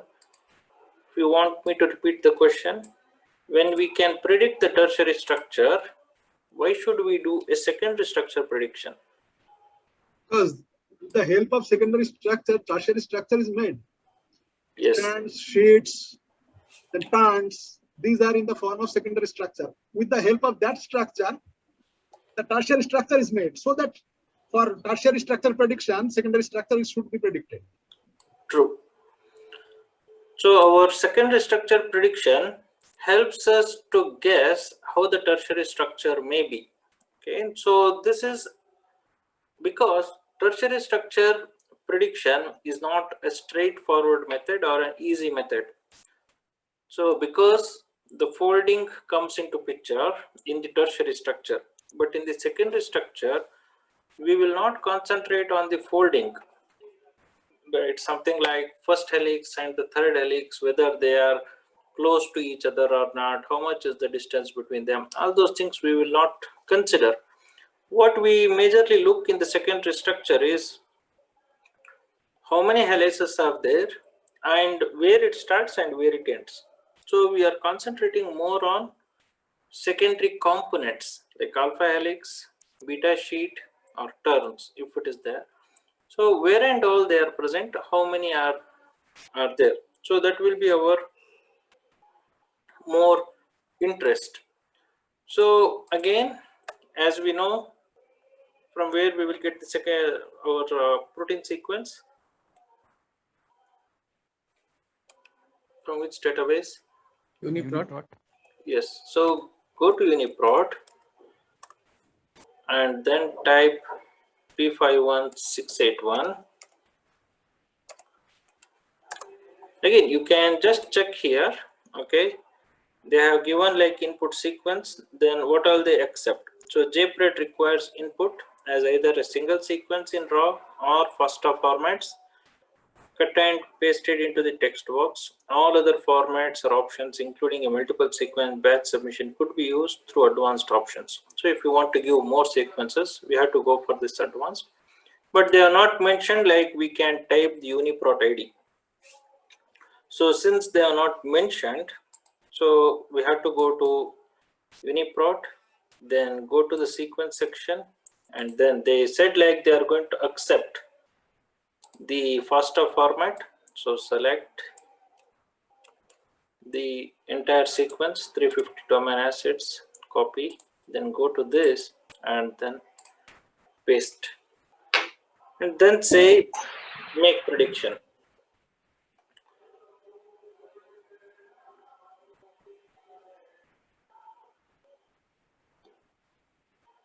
So this may take some time, and this server is maintained at the University of Dundee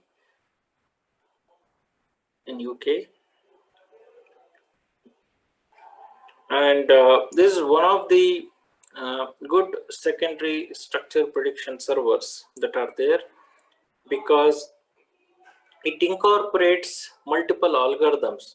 Like it is going to use the hidden Markov model algorithm, it is going to use the neural network algorithm, and then JPSSM, that is Gaussian specific scoring matrix. So it is going to consider 3 or 4 different algorithms and then is going to give us the result.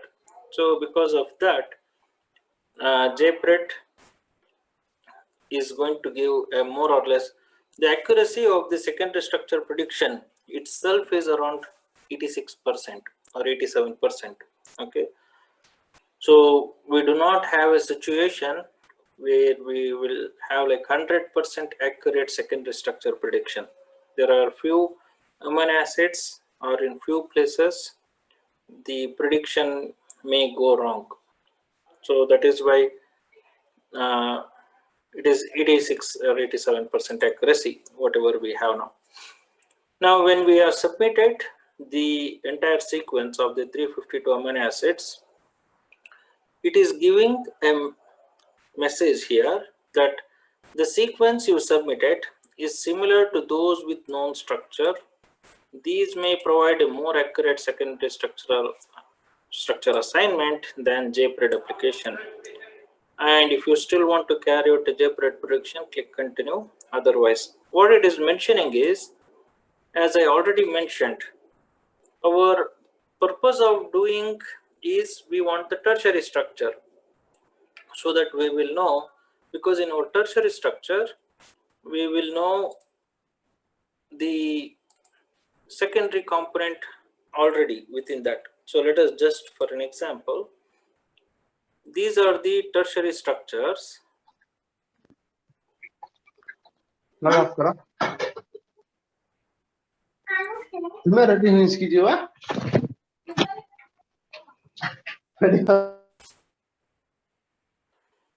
Okay, so I will open another, maybe the Chrome again.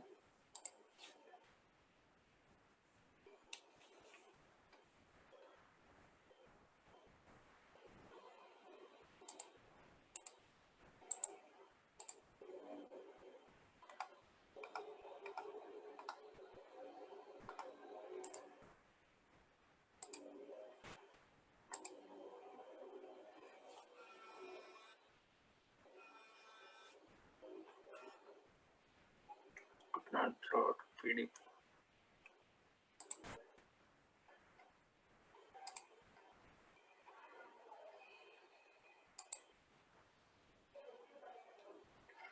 Okay, it's loading.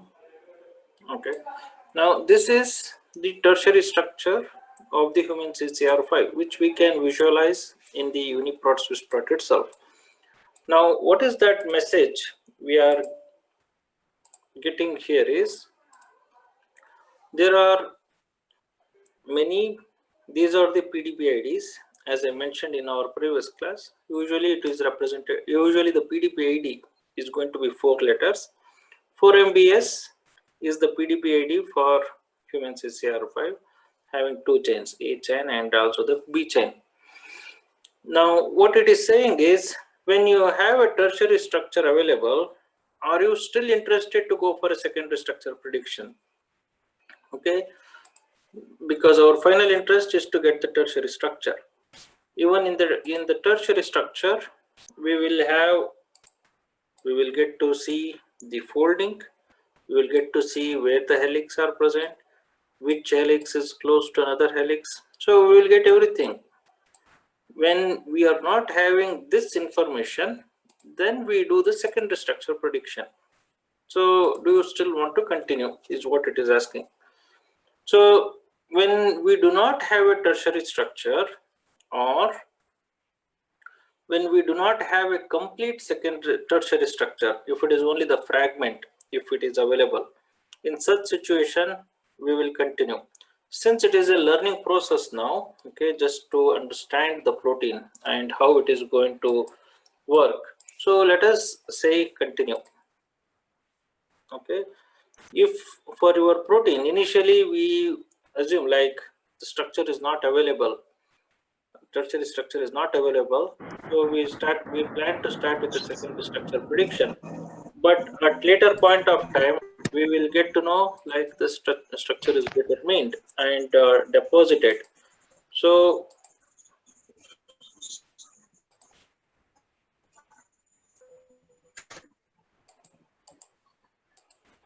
if that is the case, right, then we got to, when the tertiary structure is available, directly go to the tertiary, check the query coverage. If it is not there, do the secondary structure prediction. So this is going to take some time. Okay, that's not a problem. So we will have the log file here, how it is going to search. So let it run parallelly. Let this finish its activity.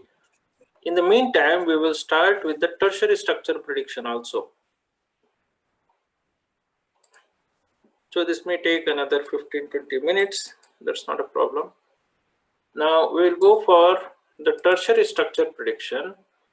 Now for the tertiary structure prediction, we have multiple servers available. Okay, so I will just show you some of the servers which I usually use. Swiss model is one such server by which we can get the tertiary structure. So when you type Swiss model, then say start modeling, and then here is the place where we got to provide our sequence. So they are mentioning like paste your target sequence or UniProt knowledge base accession number. So since it is accepting the UniProt ID, so we can just say P51681. So automatically it is going to fetch the sequence and we will have the sequence. Now when it comes to like tertiary structure prediction, okay, so let the secondary structure prediction happening. Okay, don't worry about this. This may, as I mentioned, 15-20 minutes. There are two terms that are widely used in the tertiary structure prediction. One is called target and another one is called template. Okay, so a target refers to sequence that we are going to submit. Okay, whatever we have a sequence, like our case human CCR5, that acts like a target sequence. Template refers to the structure that we use to build the model for our query sequence or for our target sequence. So the way you can remember is query and subject is what is used during our pair blast search. So query is referred here as a target, subject is referred as a template. Now what we are doing, if you critically look into this server, we know that this P51681 refers to sequence.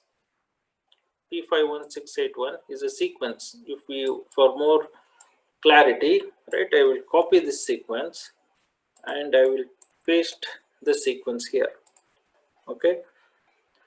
Now our input is sequence, but what we are expecting as output is a structure. So the structure is a three-dimensional structure. Sequence or the input, whatever we are providing, is a one-dimensional. So we want to convert the one-dimensional sequence into a three-dimensional structure. Now for this to happen, for 1D to 3D conversion to happen, how is it going to possible? So what we need is something. We will use it as a template to build the model. It is something like how you can remember these terms: target, template, everything. Now if I ask you to apply for a job, right, so you have to fill your data. What will be your first question? Is there a template available? Right? If you have to apply for anything, right, anything, if you're for another faculty position, to another university, or anyway anything, to a company or whatever, so your first question will be, I have a data, but is there a template where I can fill my data in the exact way that what we use as a standard, or that is the template. So we will use some protein structure as a template and then fill our amino acid into that and then get the three-dimensional structure prepared. So that is how the terms template comes into picture.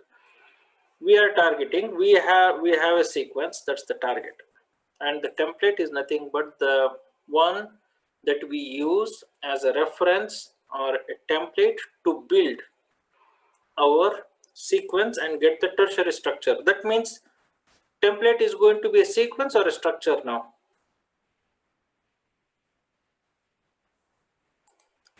The structure. Yes. So the template Structure, is a sir. structure. Good. So a template acts like a three-dimensional structure. So the template is again becomes PDB. Okay. So a protein structure, we will use it as a template, and then we will place our amino acid into that and then build the model. Again, if you when there is an option to provide the project title, so always say better to give like this. If it requires, give the email ID, otherwise it should be fine. These are just optional. The next thing is either you can go for build model or we can go for search for templates. Click on this one, search for templates. Now what is going to happen? Okay, we have our 352 amino acids. These 352 amino acids are checked against the PDB. Now PDB is having three-dimensional structure, right? XYZ coordinates. Now if you, maybe someone can tell me, how is this one-dimensional structure is checking with the PDB, or what exactly in the PDB that it is comparing with? I have given the hint yesterday in the yesterday's class also. So let me just check.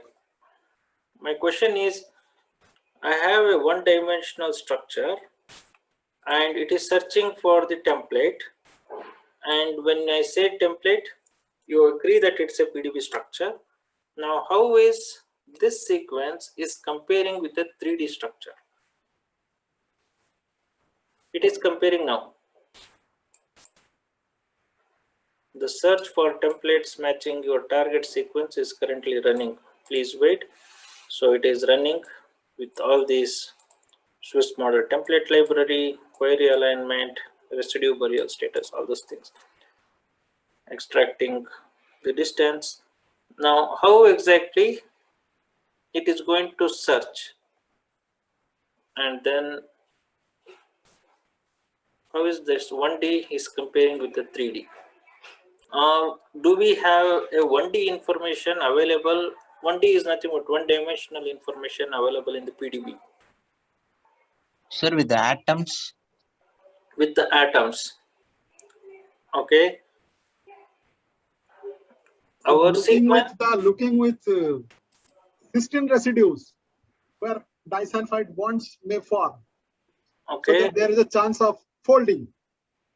Okay, so it is looking for this cysteine disulfide bond formation with the PDB, and then let us say if I go back to this 4MBS, and then it is going to, okay, that's also correct. Some more, can just make some guess. Or what is the simplistic method by which it is doing this comparison? This sequence is compared with this. Is it comparing this sequence with the structure, or is it comparing this the flat file? How exactly it is working? Another simplistic method, if you are supposed to do this, what would be your? So by searching domains. By searching domains. Okay.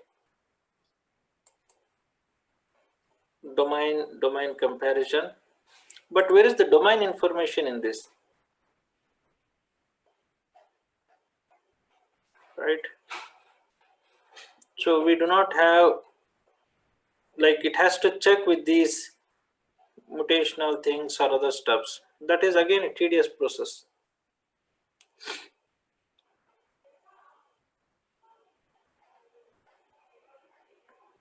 So I'm just asking for one key aspect that is available in this page, which helps us in an easy comparison between the target and the template. Some more you can think of how you can compare. Codons which match R each value.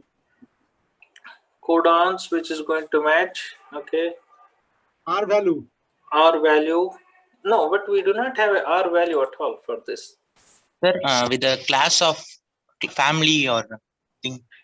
Perfect. So the class of family that it belongs to, and then compare.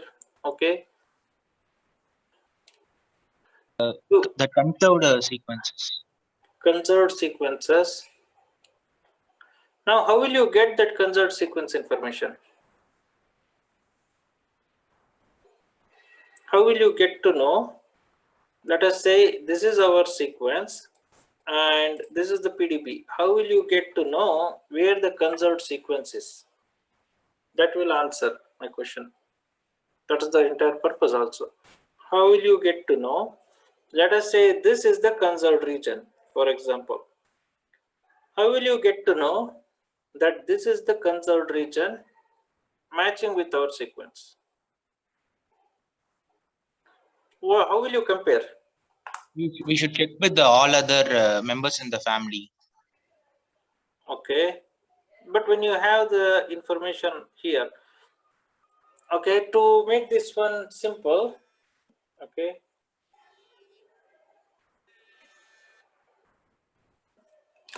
just to make this process or the question easy, can we convert, or do we have a 1D information in the PDB?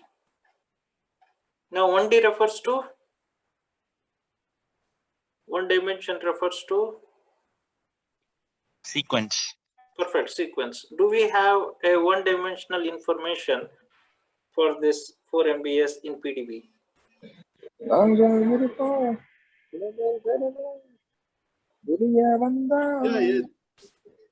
Here, sequence information can be obtained from sequence.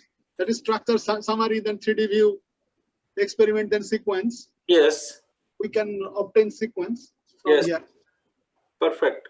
So when you are here, even in the structure summary, if you go to this display files, this is what I showed you yesterday, FASTA sequence, right?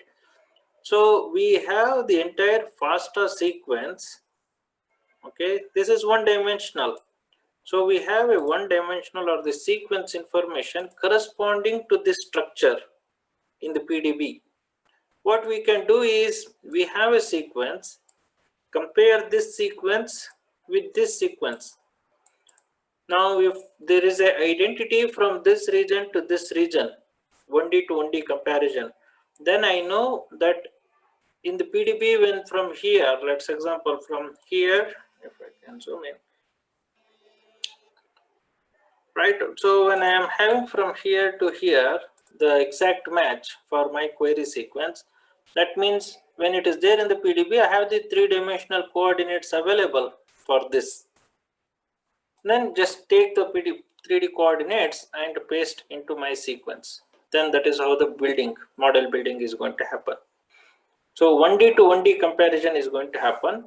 Then if the 1D is going to match with this, then the 3D building is going to happen. So that's the entire process. Now, what is that this has done? The first step when I said like template search. So it took our 352 amino acids and then checked all the 352 amino acids with all the 352 amino acids with all the PDB IDs, all the PDBs that are there and its corresponding sequences. Then the region where it is having a maximum match, just like blast search. Okay, this is going to work exactly like a blast search. We will have the details, I think, how. So these are the list of templates. So it has checked with all these templates or the PDBs, kind of a blast search. Wherever there is a maximum percentage of identity, that particular structure or that particular entry it is going to show. Now if we look into 4MBS, 98% identity is there. Method salt is X-ray 2.7. There is one more PDB ID 5UIW, which is having like 97.99% identity. Okay, and we look into all these things. Q means core and other stuffs. And 2.2 angstrom, and it's a heterodimer. And then 4MBS is a monomer A chain, which it is matching with. So sequence to sequence comparison, then the percentage of identity. Now we know like, okay, 4MBS is matching, this is matching, and query coverage is also given, but there is a small gap here. That means it is not giving us the entire thing. So we will have it from 2 to 352, but here 2 to 351. Okay, so that is why coverage 0.99. This is like one first residue is not covered. So from 2 to 359, 352 it is covering. So based on all this, how to select the template, right, will be our next question, whether I should select this, whatever. First preference for the structure prediction is X-ray structure. Okay, whether we have a X-ray, here if you see electron microscopy, as long as the structure belongs to X-ray, right, that is given the first priority. Then if the two structures are having with the same X-ray, right, look at the query coverage. More the residues coverage is, better it is. But the level of resolution 2.2 angstrom or 2.7 angstrom is not going to make much of a difference in the quality of the structure.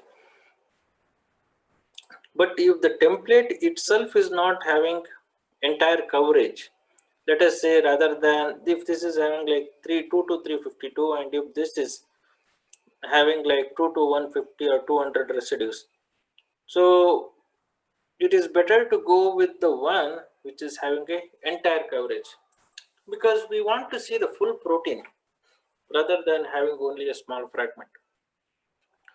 Then look into whether it is a monomer or multiple units are there, how it is.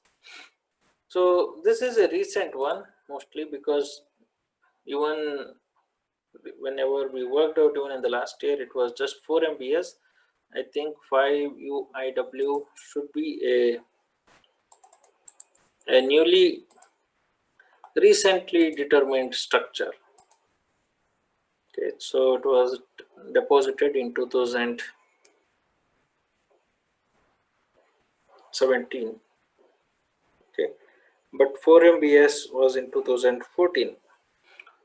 Fine. So we are not specific in the sense like year wise. Okay, this is not our criteria. We want to have a complete structure. That's our intention. So this is the title of that one. The title here for the 4 MBS crystal structure of the CCR5 chemokine receptor. This is in complex with one of the inhibitor 5P7. So you can now you select the template, then say like build models. Now the process of building the model is going to happen. So in your theory class, all the steps, there are 7 steps that are going to be there. Okay, so each step and something like target template identification, target template alignment, then the main chain building, side chain building, then the optimization.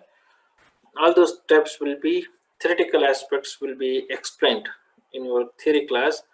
Now here we will spend time in understanding or how we can execute. Now we obtained the 3-dimensional structure for our query sequence or the target sequence by using this 5UIW as a template. The sequence identity between the target and template is around 97.99 or 98% identity is there. Query coverage is from 16 to 316 amino acids. Okay, so not the entire one, not entire 352. So 16 to 316 it has covered. The description. Now if we want to see the alignment, model template alignment, so these are the regions where it has covered. So these things it could not build, but from here onwards, if I select the amino acid, so then it moves. So this is the second one, third, fourth, fifth, right? So we will know where exactly which amino acid is present. And then it has stopped over here. So this is the entire region that it could build. Okay, so this is one of the method, okay, which is referred as homology modeled based. As I mentioned, even in the theory it will be explained, but here I will just give you, there are different methods that are available in the structure prediction. One is called homology model method, another one is referred as, I will just quickly show you, another one is referred as threading, and then the another process or method is called ab initio. So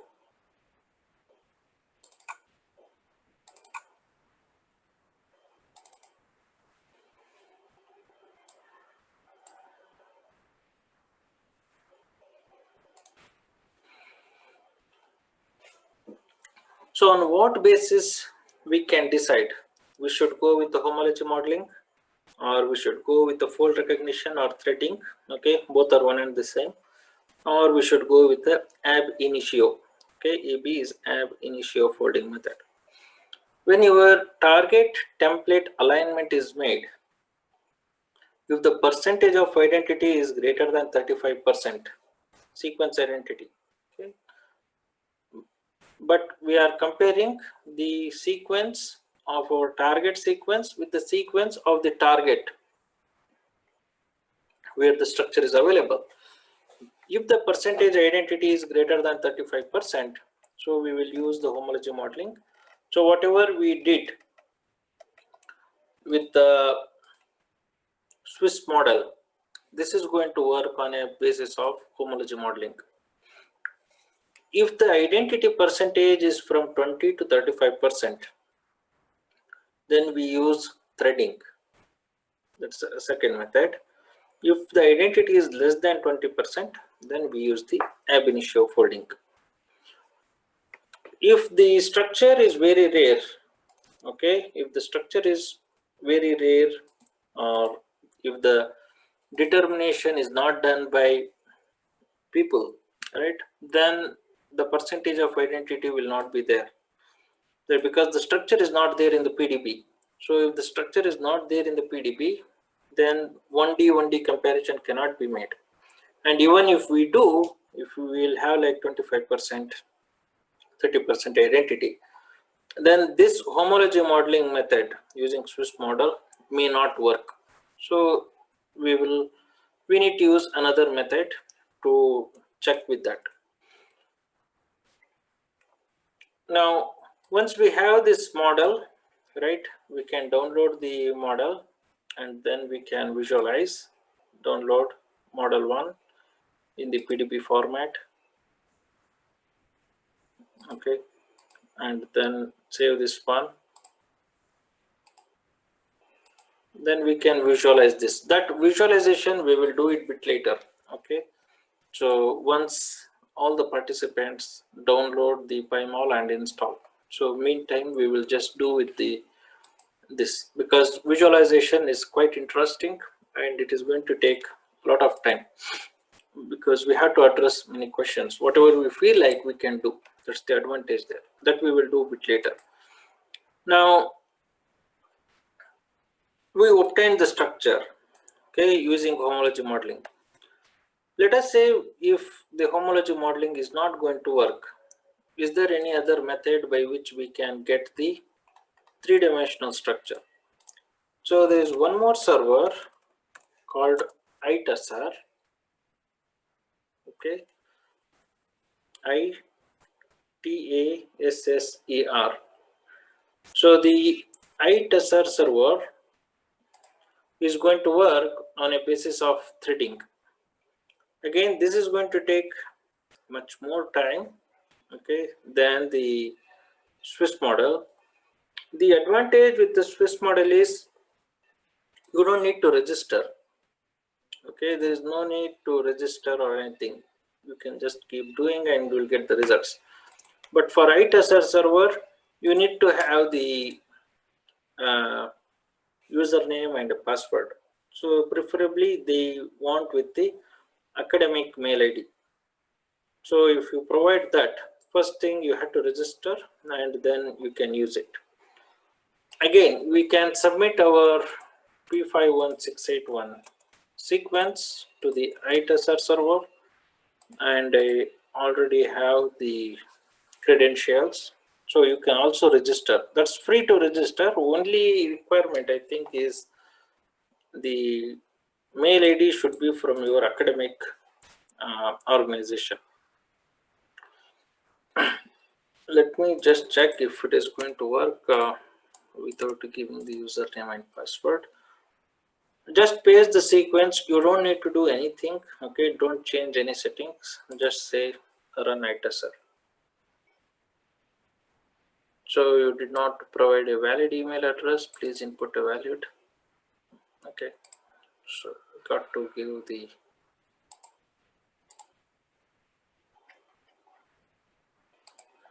it is mandatory.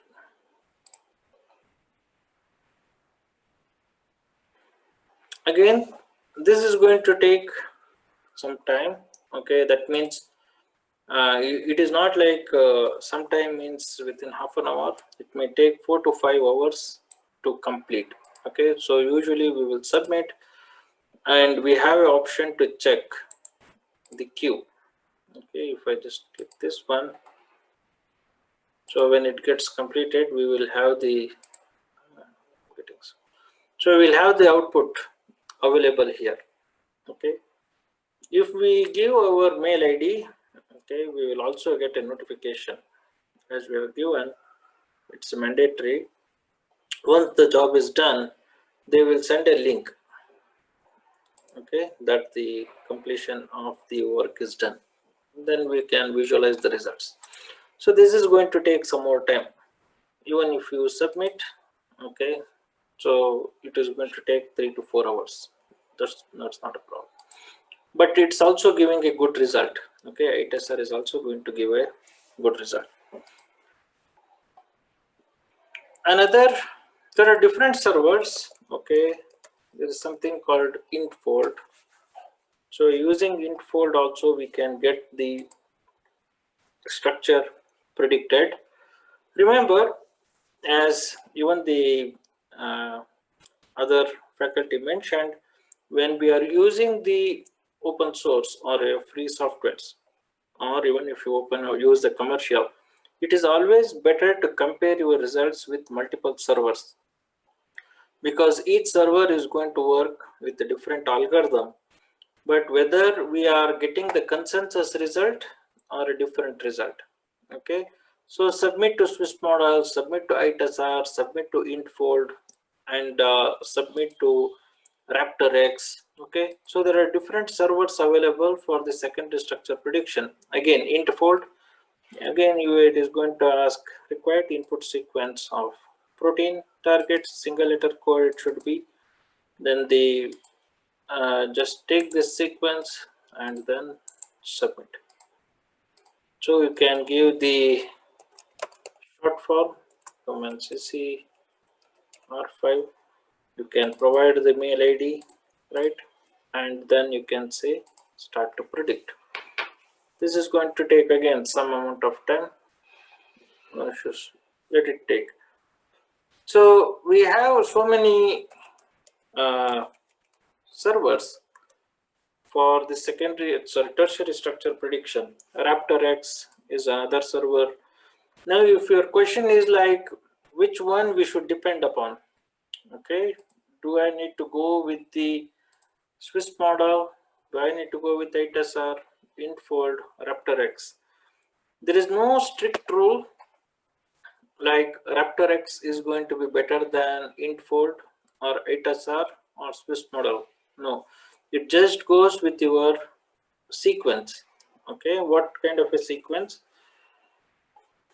And we will always check the structure by taking Ramachandran plot as a reference.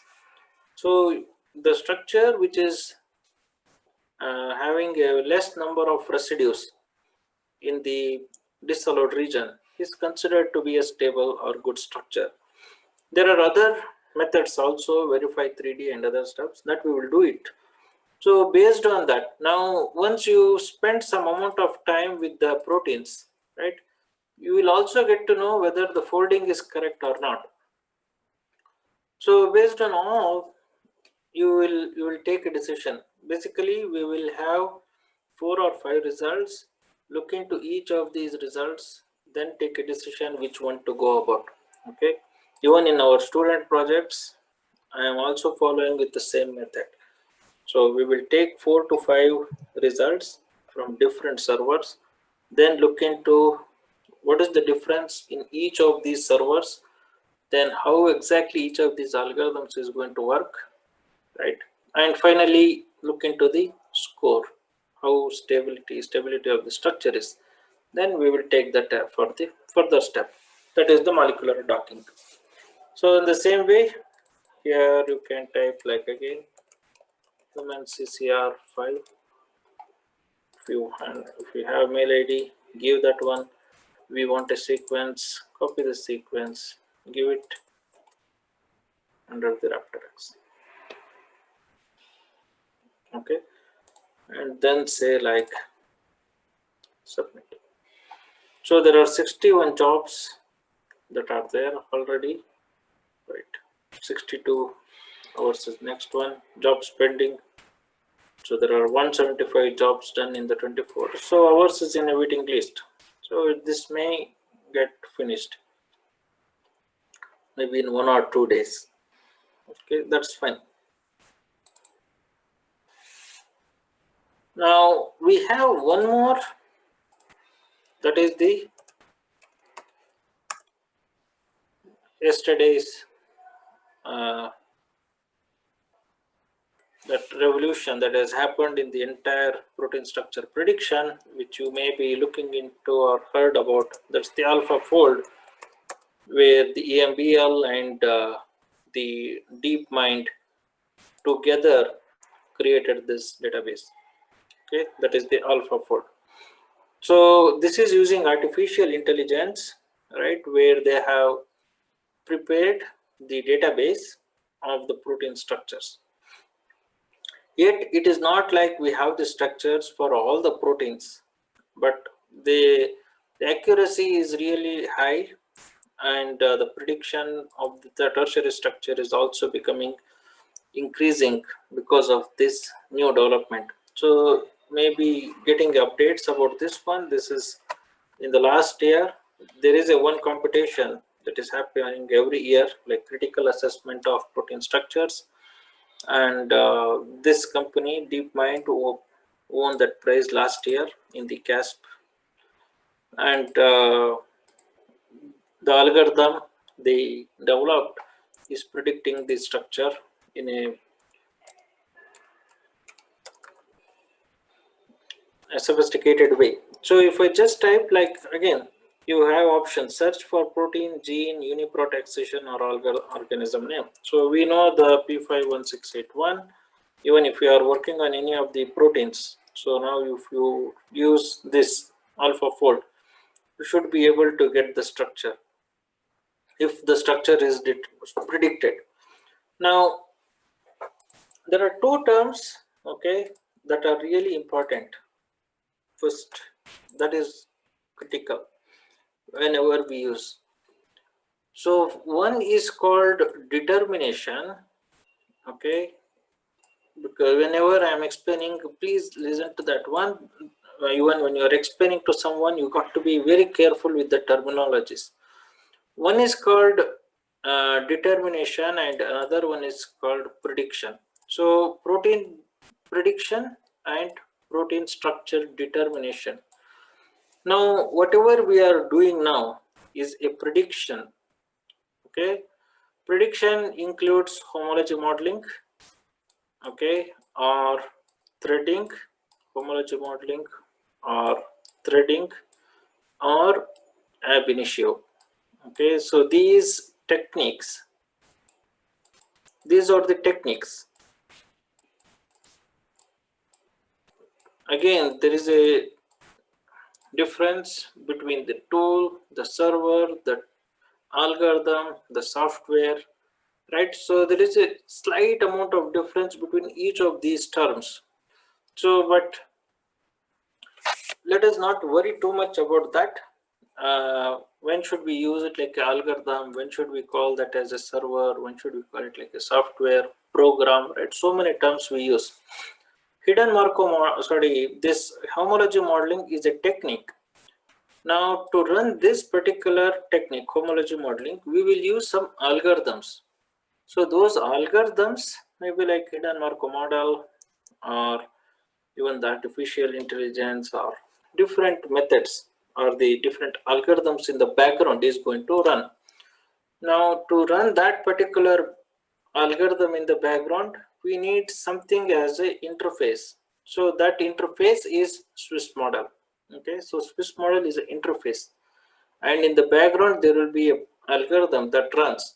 That algorithm runs on the principle of homology modeling. The same way with the threading, same way with the ab initio. So if we follow with any of these techniques, we refer the entire procedure as prediction. Okay, but determination is nothing but if we solve the structure by X-ray, okay, or if we solve a structure by NMR, or if we solve a structure by electron microscopy, then those structures are said to be determined structure. Okay, this is protein structure determination techniques: X-ray crystallography, NMR, electron microscopy, or even the powder diffraction that we use, right? All those referred as determination, small molecule or macromolecule, irrespective of the ways. So it's a determination method. These are prediction. Okay, since we use something as a reference and then solve the structure, that is why it is a prediction. We are not pretty sure whether the structure is going to be like that or not. It's something like not yet tested. But once it is done with the wet lab or the experimental procedure, those are referred as determination. Okay, so that needs to be very clear. So never ever use the term prediction for the X-ray. Okay, we predicted the CCR5 structure, or even in the future presentations, so predicted the structure using X-ray crystallography. No, that is wrong. Also, never ever say like we predicted the or determined the structure using homology modeling. That is also wrong. Okay, because you cannot determine the structure using homology modeling. It is only for the prediction. So the term needs to be used consciously. Then here the structure of the Homo sapiens, for this it is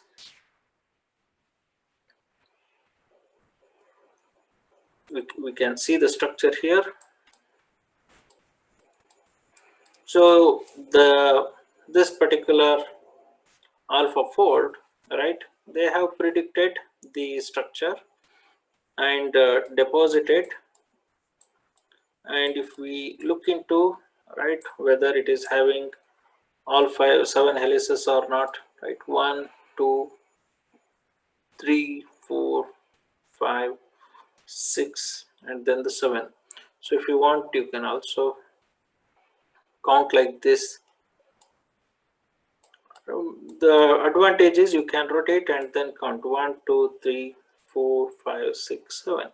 Okay, so yes, there are 7 helices, and there is one long tail that is being present here, and again, sorry,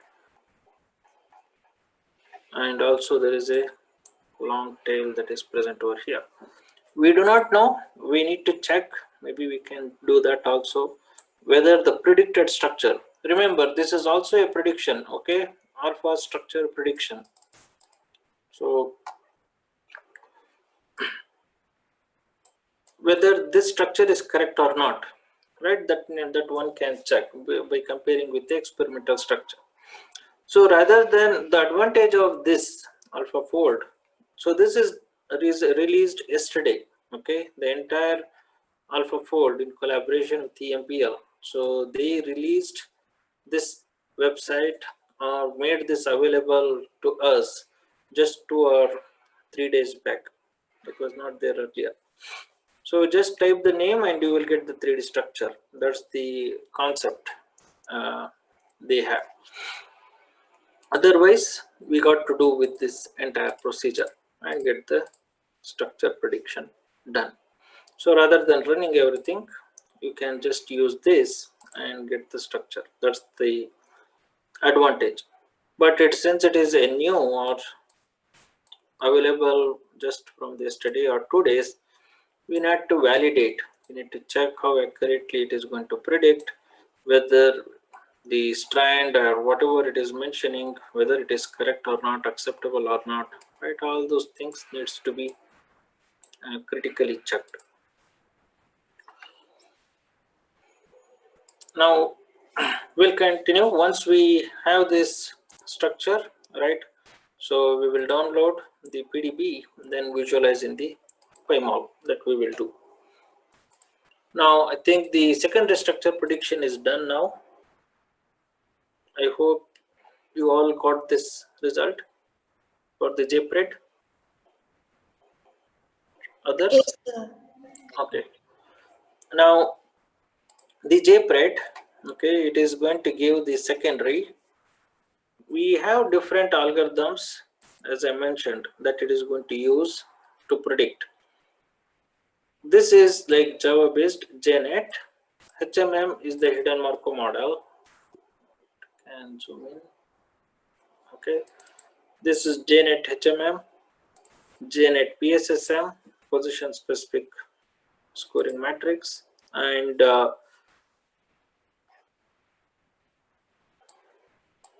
we have the solvent accessible. This JNet Zuri is nothing but the JNet neural network based. Okay. then we have like J-net confidence here. This J-net confidence is going to give us the information about how this you can take more or less a kind of a e-value. Okay, so the J-net confidence gives us how confident is that from the tool side that this methionine codes for loop region.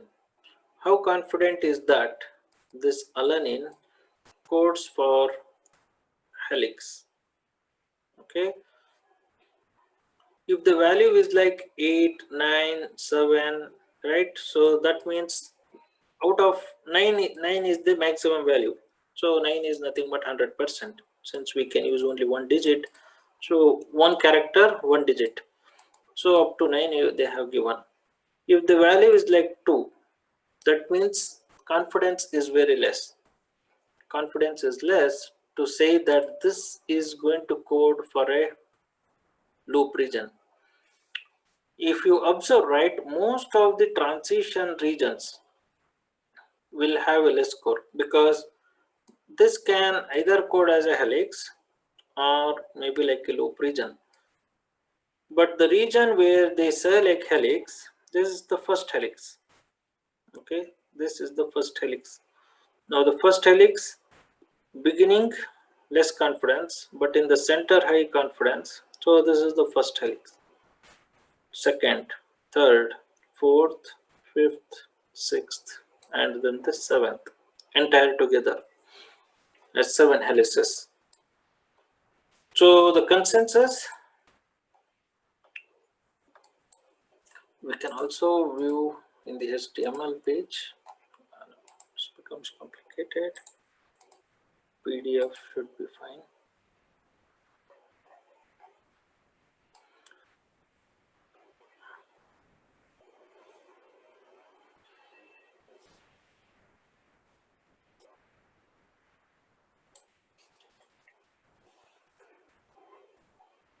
No.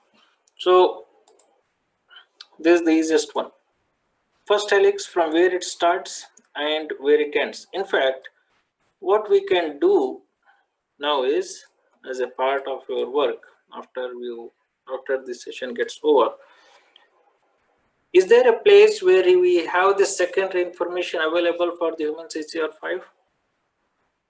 By any chance, if somebody can tell me, is there a place, or is there any, have we discussed about the secondary structural information of the human CCR5 in our previous class?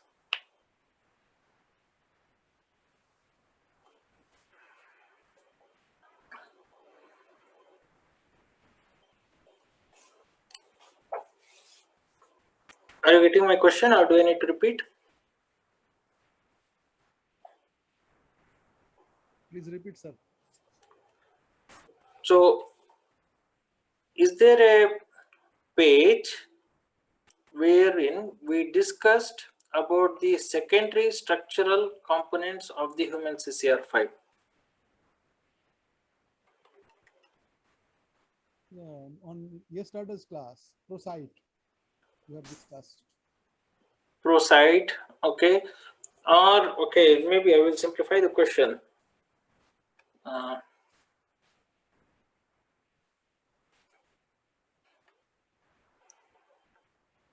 Where did we, from where we got to know that this human CCR5 contains 7 helices? PDP, sir. From topology in UniProt. Perfect. Topological section in the UniProt. Good, sir. So here we obtained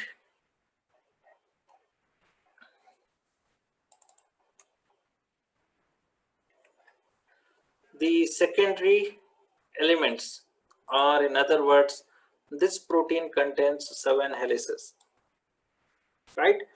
So this we discussed. We also made a note, right? In the paint, we have drawn that one extracellular first helix cytoplasmic, second helix, extracellular, like this. Now what you can do is, the JPRED has predicted the secondary structure, and I said like the accuracy of the prediction of the JPRED is 86% or 88%. Why is it so? When we have the secondary information available here, the first helix, what they say is from 31 to 58, right? 31st residue to 58 residue is the first helix. Whether in the prediction here, is it predicting in the same way that from 31st position to 58th position is the first helix? I will just place it here so that it becomes easy for the comparison, right? So the first helix 31 to 58, but here the first helix is starting from, this is 20, this is 25, right? This is 26, right? So you can easily make out the positions just below that particular character. Okay, so the cysteine is there in the 20th position. So a small dot here, that's the first mark. For every 5 residues, we have the marking done. So for this particular thing, it is 26th position. So from 26th to this, that is 50, 51, 55, 56, 57, 58, right? So till 58th position. Now what it says is, starts from 26th position and ends at 58th position. But according to this, it starts from 31st position and ends at 58th position. So the end position is same, but the beginning, it is not. If it is starting from here, the prediction, then yes, it is correct. But it is over predicting, right? This becomes like a over prediction. Whether we do under prediction or over prediction, both is bad, reduces the accuracy. So because of such issues that are there, so the accuracy has come down to 88%. So like this, you can continue to check second helix, where it starts and where it ends, and here where it starts and where it ends, right? The third helix, fourth helix. So that is the way by which we can easily get to know whether it is to which helix it is over prediction, where it is under prediction. And also once we get to know the range, right? Even in my typical laboratory session to our students, right, I do ask them to do this, and then we will also check usually in the helix how many residues will be there. In other words, how many residues usually in an average will be present to form a helix. So when we have 7 helices, if we get to know the range, right, if we add everything divided by 7, that number we will get something like 22 or 20, right? So that means minimum of 20 amino acids, usually 20 amino acids will be there in an helix. So that kind of a information we can extract from these kind of analysis.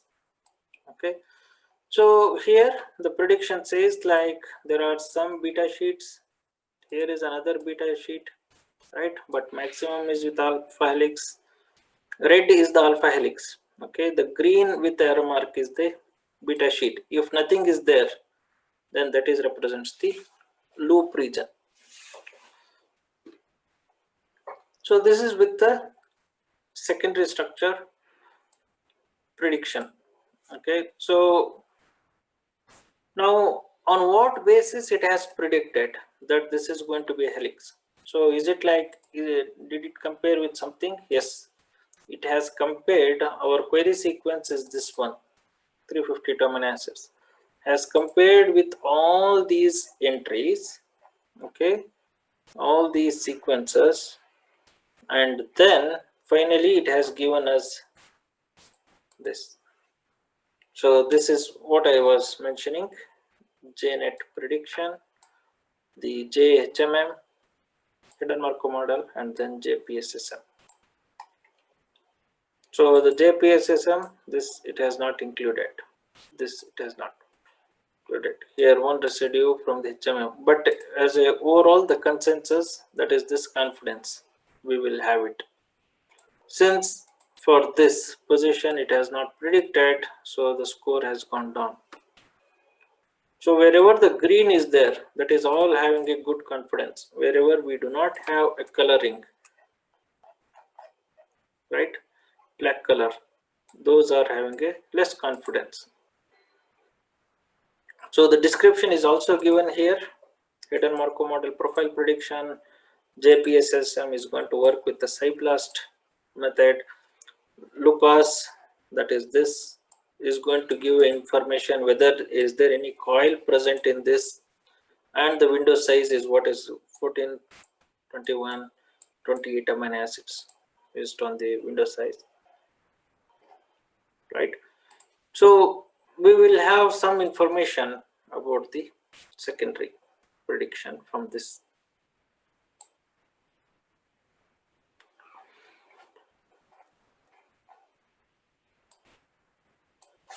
Well, any doubts with whatever we discussed with the secondary structure prediction or with the tertiary? So tertiary, once we have the result, right, we can do, okay, we can continue to work with this one.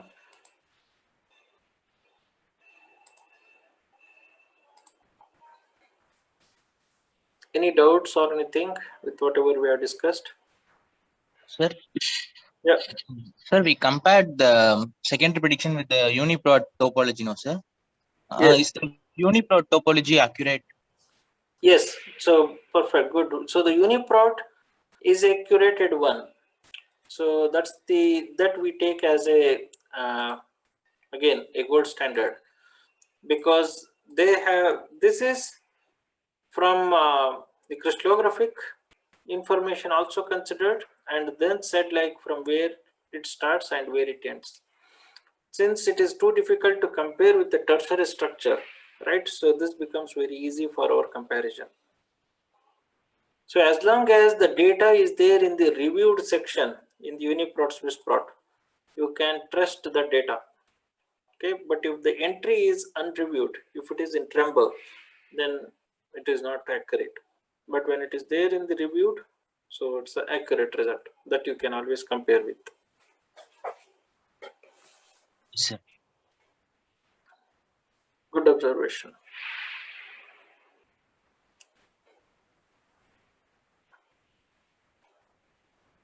Any other queries or doubts? So the numbers present in the JPRED result is the solvent accessibility. Yes. The higher the value, the This one, right? higher value represents the hydrophilicity or hydrophobicity. Solvent accessibility, this B is the burial region. Okay, Yeah. so if we go for this,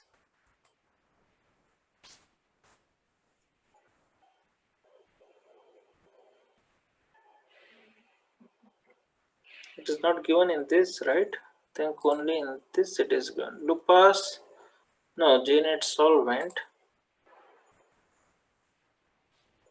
Yeah, J-net 25, that's the burial region. So less than 25% solvent is accessible.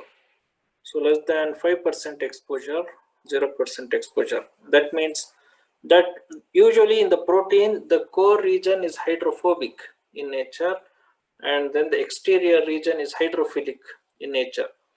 So the core region is a hydrophobic, that means water hating. So that goes as a more burial region. So less exposure to the outer membrane. Okay. Thank you, sir. Welcome, sir.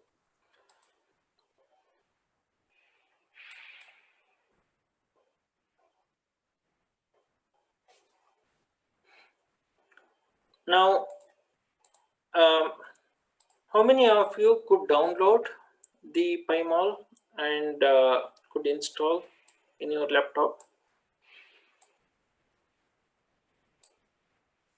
can maybe raise your hand so that it becomes very I have easy. installed. I have installed.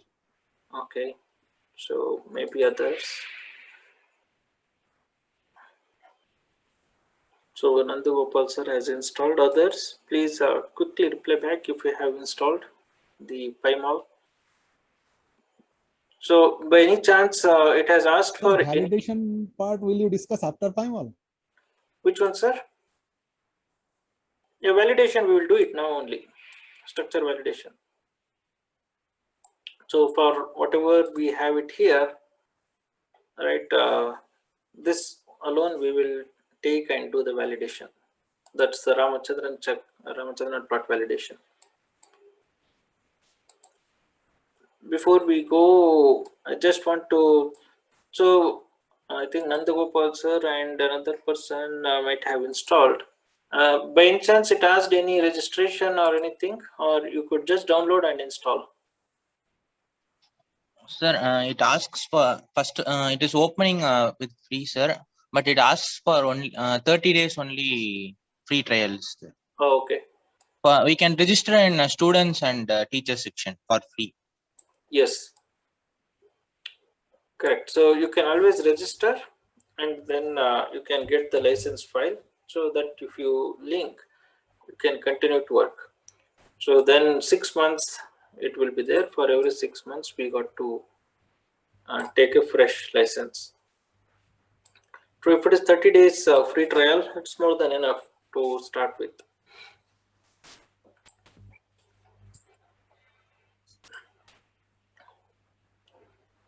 Now once we have this PDB, right, which I have already downloaded, if we open this in the PyMol, okay, again within PyMol we have the one which you are using is the recent one. Okay, I have two versions. Older version is also there. So the older version actually opens a bit fast compared to the newer version. And this is the newer version. When you download, it will be like this. You will have like for educational use only. Okay. Then you open the file, go for file, open. So this is my file is model01 and then open. Then we can visualize the structure, something like this. Then we have like 7 helices. So we have different options. So when it comes to this, as I mentioned, we can discuss what all the different options, other steps in the PyMol. Now we want to validate whether the model is correct or not, right? So this is the homology model structure.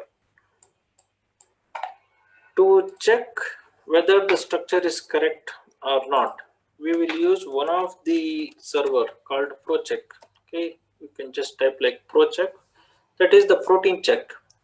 ProCheck Ramachandran plot, and then say enter. Then it takes us to this first link, DOE MBI structure lab. Click on this one, ProCheck. That's the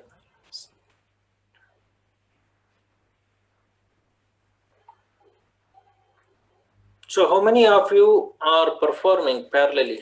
Like in the sense, how many of you got the same kind of a result?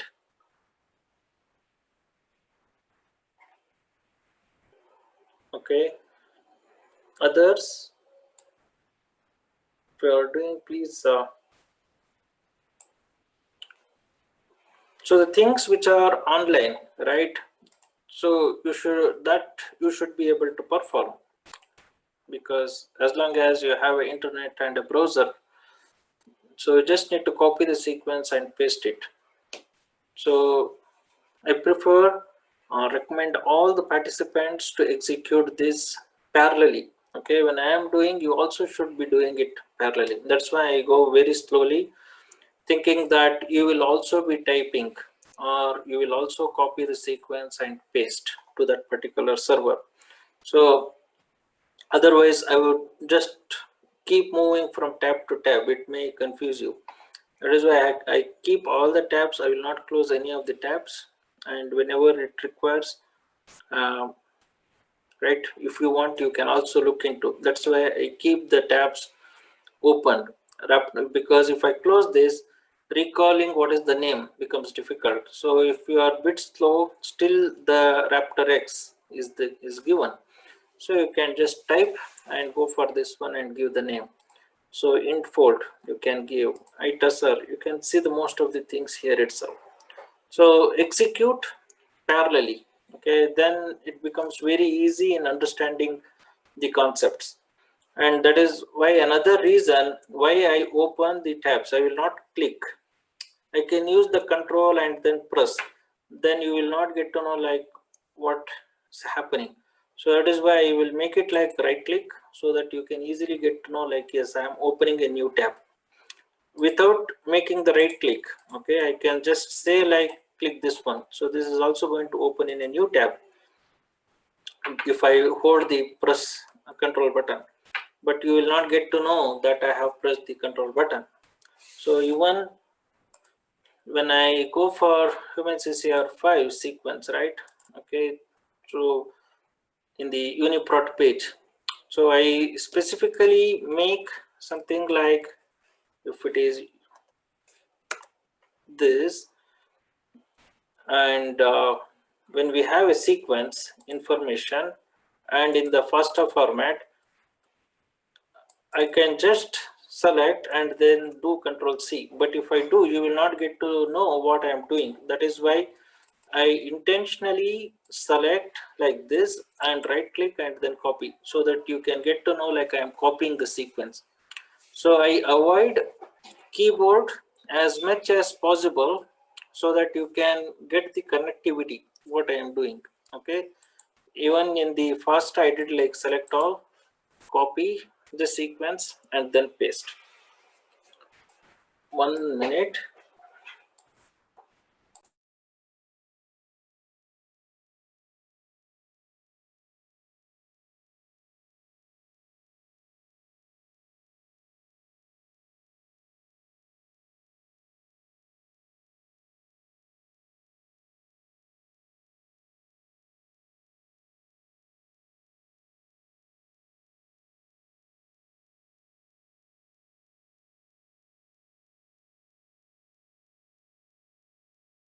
Okay, yeah, sorry. So it's better if you do the things parallelly along with me. Now we go for this, the last step, to check whatever we predicted is correct or not. So whenever you do any of the activities, okay, so it is recommended to save the files in a respective folders. Just like I have kept all these files in one of the folder like the new college Chennai, and within that the notes shared or the slides shared or the UniProt multiple sequence alignment, sequences done, all those things will be kept here. Okay, so even if you are getting the files from the ITSR, save it as ITSR model 1, infold model 1, Raptor X model, alpha fold model. So it becomes very easy to know what kind of a PDB file you are using. Now we can select the, this is with the Swiss model, right? If it is not clear, right, you can just give it like Swiss model 01. That becomes very easy. Select this one. For this they have already given alpha fold AF. Now you select this one, click open, then say run programs. Now we have the results. Okay, so what we want is the stereochemical quality of the protein structure. So then what do we want? So these are all the options that are there. ARAT is one such program. Okay, so verify 3D, prove, CRIST, what check, ProCheck. We want the Ramachandran plot that is available in the ProCheck. So you can give like pro check. This may take few minutes or few seconds usually, and we will have the results.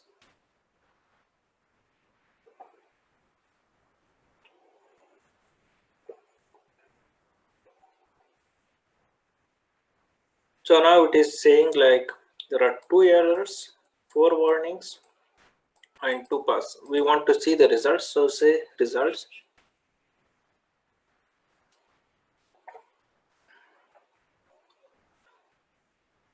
And then in the result, 93.8% is there in the core, 5.4% in the allowed region, 0.7% in the generously allowed region. There is no residue in the disallowed region. So if we want to see the Ramachandran plot, so click on this Ramachandran plot. Now we have the entire description. So there are no residues in the disallowed region. This is the allowed. This is the additionally allowed. This is generously allowed. And then the disallowed region. So this is one model that is there. And how many residues it has covered? Totally 308 residues it has covered. There are 276 that it has predicted. There are 9 end residues which are glycine and proline. 14 glycine are there and 9 proline are there. So which it is not including, excluding these things. Then go back to again this you can save basically. Okay, you can save this particular image and then analyze how many and how it is. Now we will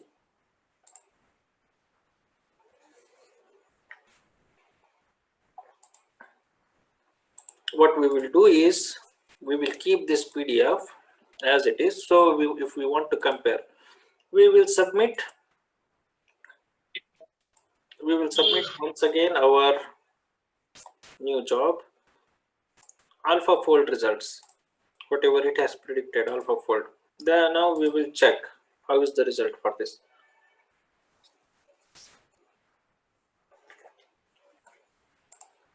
And then say start.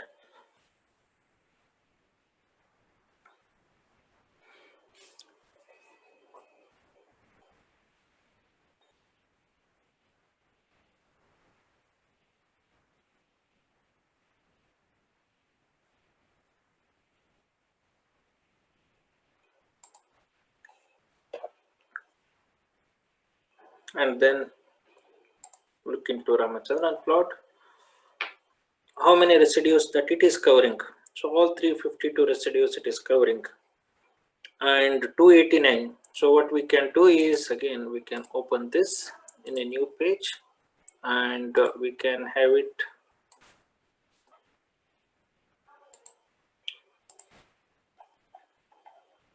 okay, this is there and this is there. This we can keep it aside. No. And then we can compare the 2 results.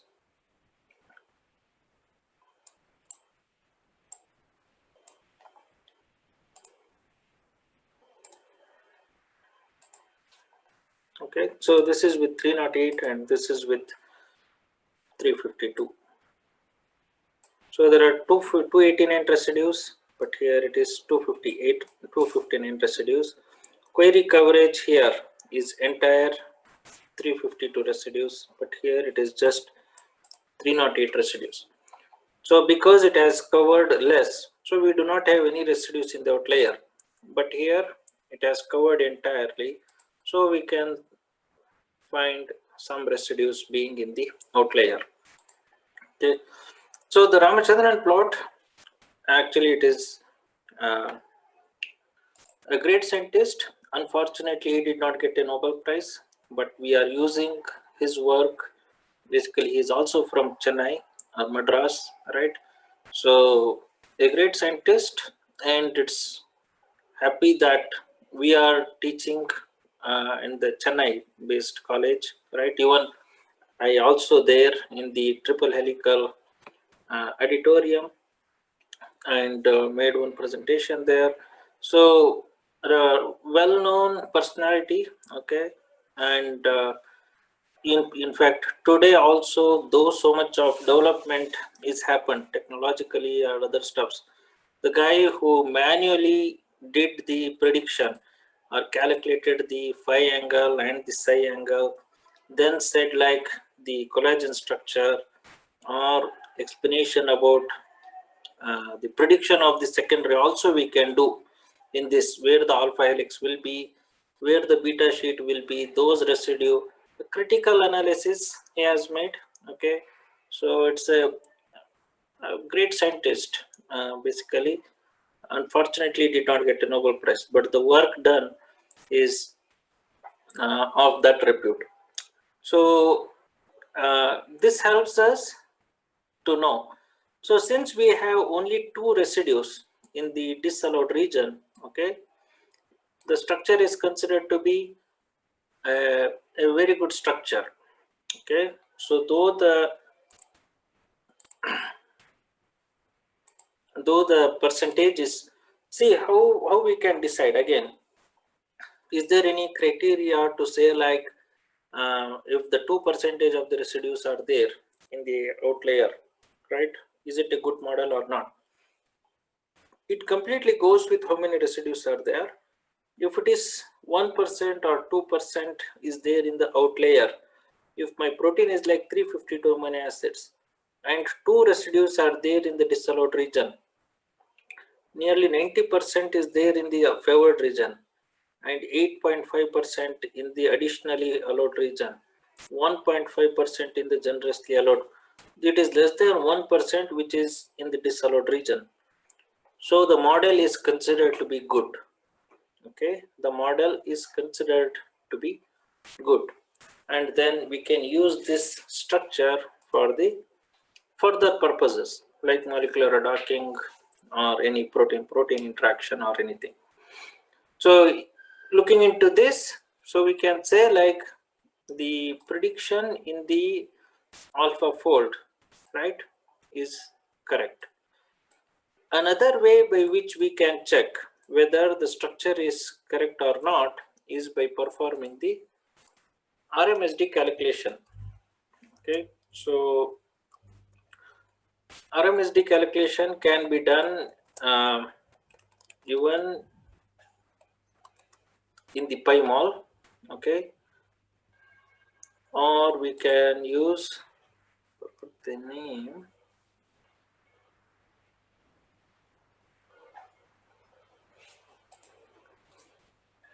doc RMSD, or just a minute, we have another server by which we can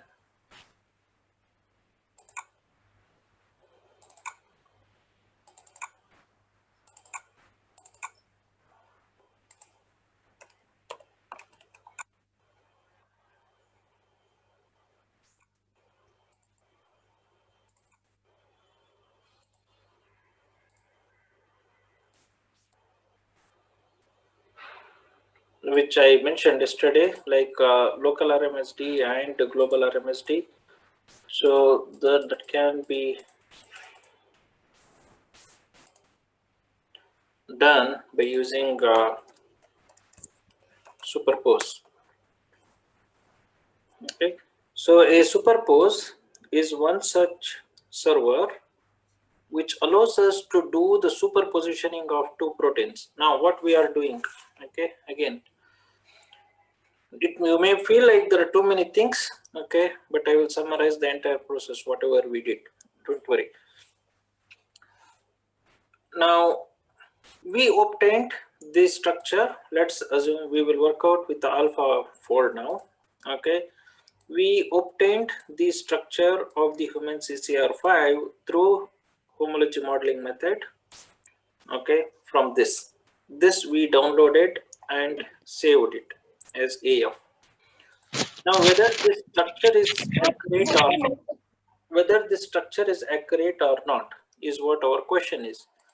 But for the human CCR5, we have the crystallographic structure already available in the PDB.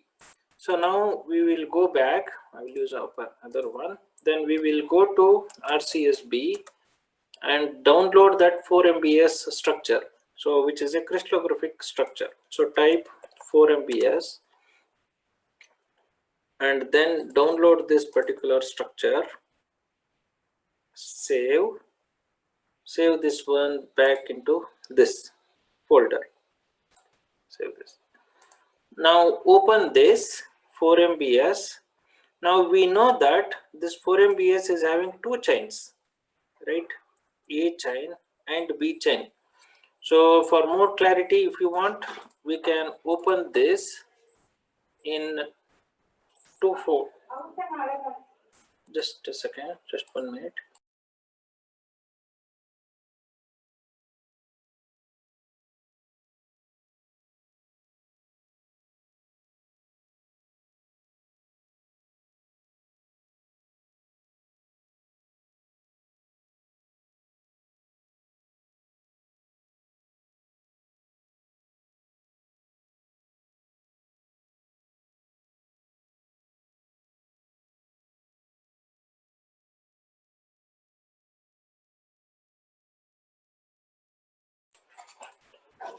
Okay. Now, if you want, you can open this in the PyMol.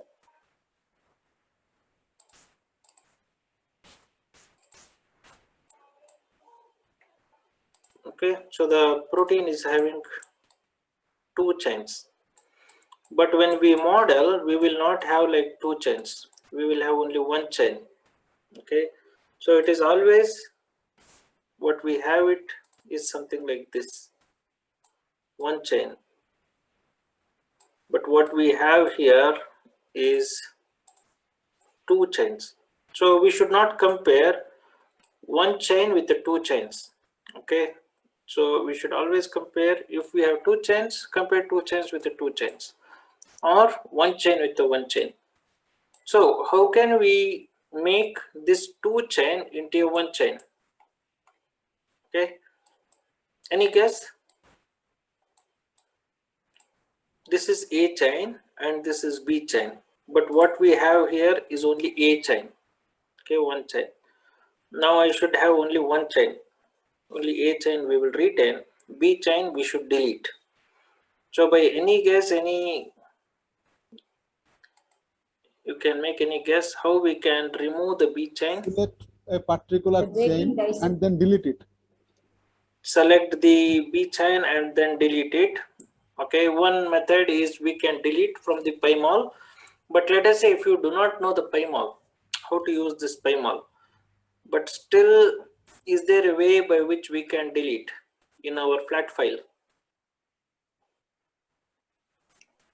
So the flat file refers to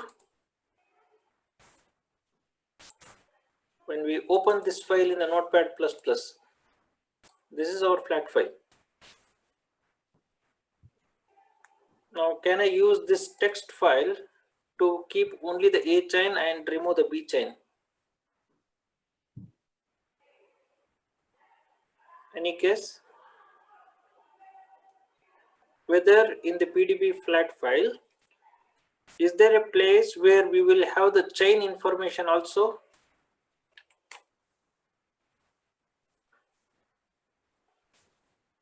So the linkage can be broken disulfide bridges, A chain and B chain. Linkage between the A chain and B chain, disulfide bridge. No, the disulfide bridge formation is going to happen, okay, within a chain. That means if I have 352 amino acids here, right, or 414 amino acids here, these 414 amino acids, 414 amino acids are there in the A chain, and 414 amino acids are there in the B chain, and the disulfide bond formation is going to happen between two cysteines that are there within A chain, again two cysteines that are there in the B chain. So they are two independent objects or two independent chains. So the disulfide bond happens within the chain, not between the chains. So within the chain you will have the disulfide bond formation, not between the chains. So that is where this asymmetric unit, if we look, right? So this is the two chains that are there, A chain and the B chain, and the disulfide bond formation happens within this region or within this region, not between these two.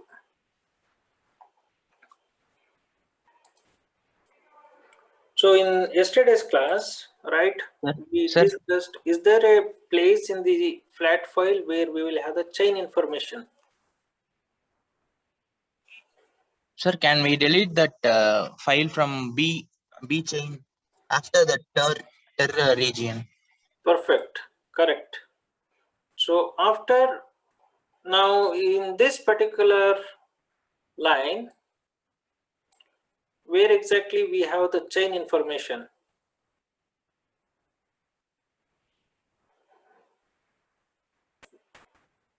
Is there a chain information present in this particular row?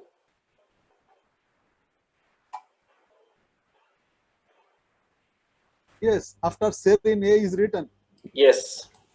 So this is the chain: atom, atom number, atom type, atom to which particular amino acid it belongs to, this amino acid belongs to which chain, and in this chain where it is present, and then the x coordinate, y coordinate, z coordinates, 1.00 occupancy, 115.03 is the thermal B factor.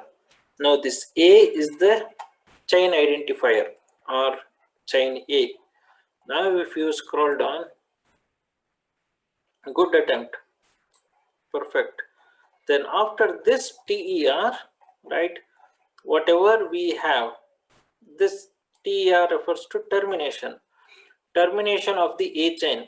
And here if you observe, we do not have XYZ coordinates because it says like this is the end of A chain. Then we have B starting from here.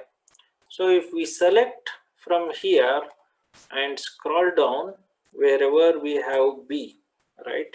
So you can use the shift and lower key or down key, right? Or you can use the mouse, both are one and the same. Or you can also use the page down option, that goes a bit faster. So you can select till what line you should keep scrolling down.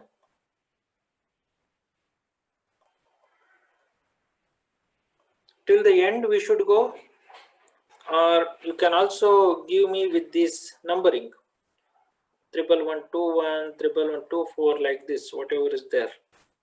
Should I go completely like this and then delete,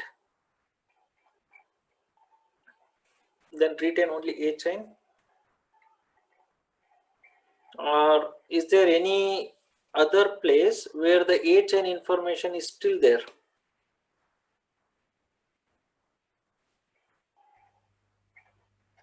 Is there any other place where the A chain information is still there? Connect. In case of connect, it may be present in A chain as well as in B chain.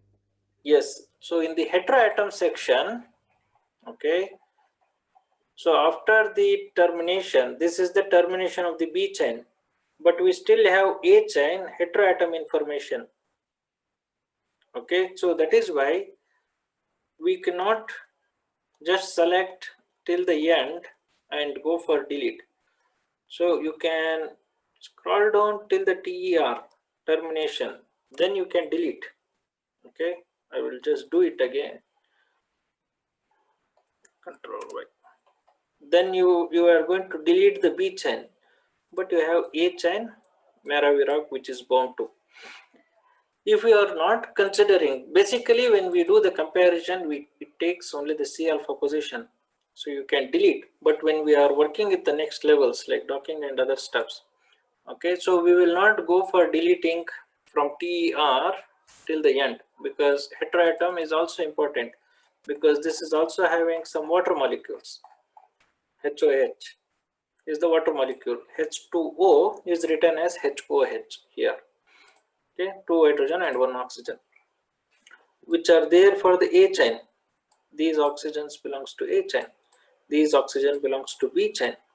So we cannot simply delete. Okay, again we need to check what it is. So Maravirok of the A chain is there, OLC of the A chain is there. So if it requires, retain them. Wherever we have a B chain, just delete. Okay, again if the water molecules of the B chain, if it is there, just select and then delete. This connectivity information is for the tool basically to bring the connectivity between two atoms. It shows like the 13th atom is connected with 2404 atom. Okay, whatever the atom is there in the 655th position is connected with 1264 position atom. So that bonding information that it is going to tell. But we can delete even the connect also. Okay, because for our MSD calculation not required, even the master and the end, everything. Then if you want, you can just join everything, then make it like file save as. Since it is having only A chain, make it like underscore a dot pdb. Okay, then save this. Now go back to superpose, select protein A, select the first PDB file. So we can select either the PDB from the Swiss model or AlphaFold or A. Both are one and the same. Whether you compare A with the B or B with the A, one and the same. Or first protein with the second protein or second protein with the first protein, it's one and the same. So let us take 4MBS A.pdb as our first PDB. Then select the second PDB. Second PDB is from the AlphaFold. This we will select. Okay. Then don't change anything. Keep everything default as it is. Then say submit. Now the comparison between two proteins is going to happen.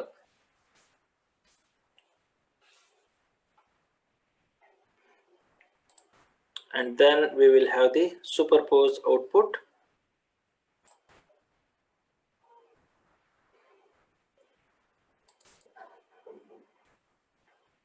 Let me think, I should run it in Chrome only.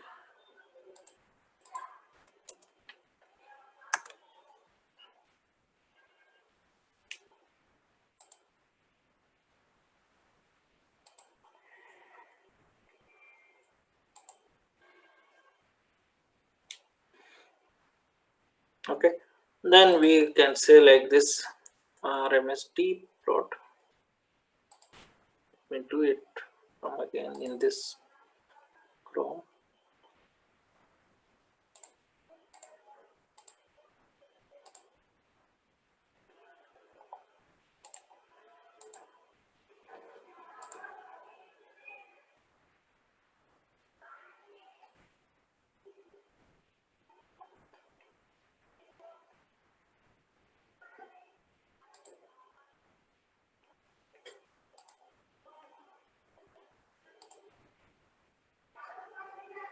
So the comparison is happening. Superpose output. We usually get a report here which says this is what like local RMSD and global RMSD values. Okay, let me just check. Maybe because is the notepad plus.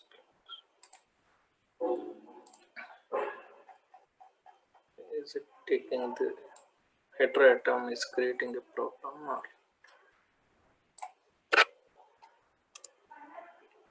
Okay, so 313 residues and it's all fine.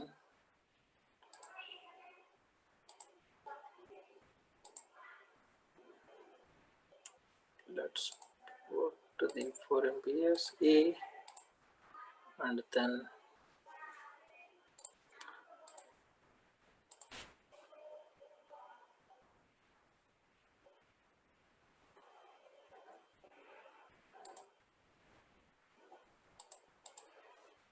model chain.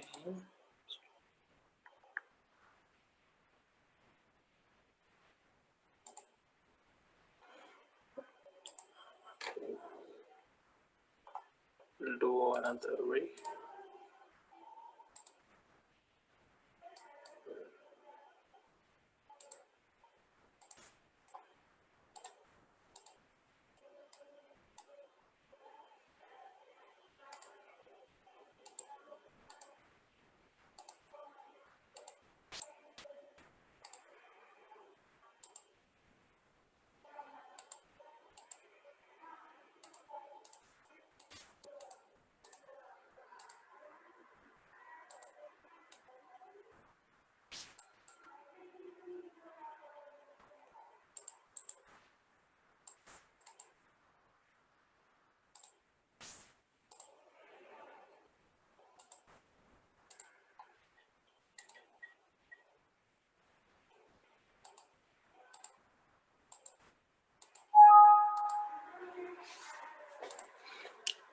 We'll just check if it works fine. Otherwise, I will just look for the ways to troubleshoot. But we usually, I usually obtained the results without any errors.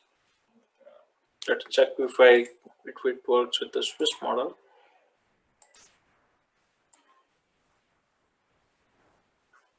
We can compare any two molecules. It is not a problem.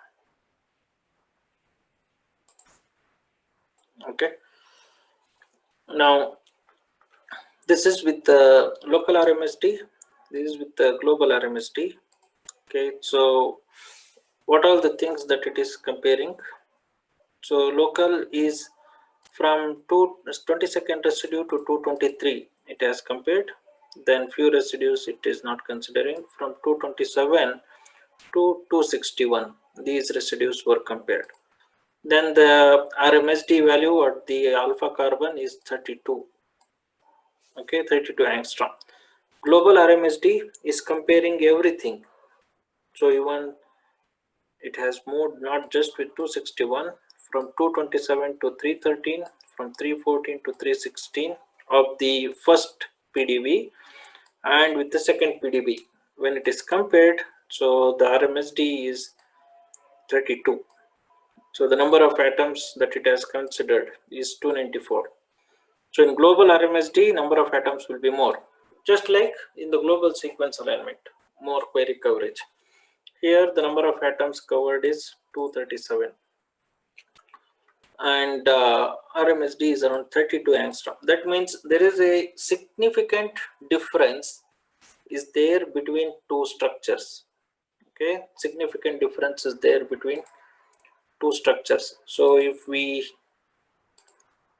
check with the 4 MBS of the A chain, if it is not taking, that means there is a problem with this EF. Okay, that is the alpha fold result.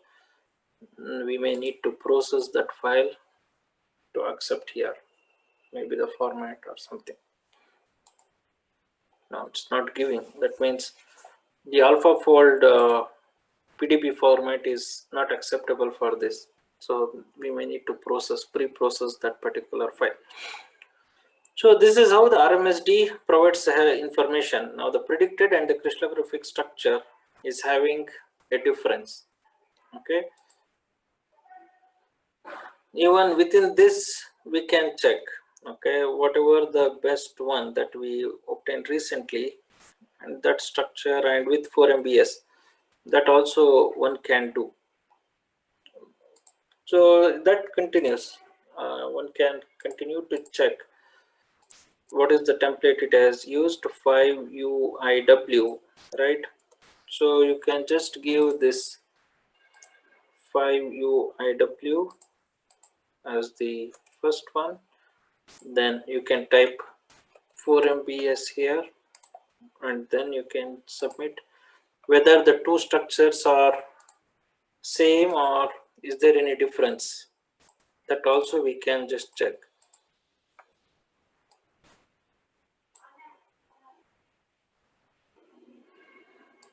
I think we need to download this.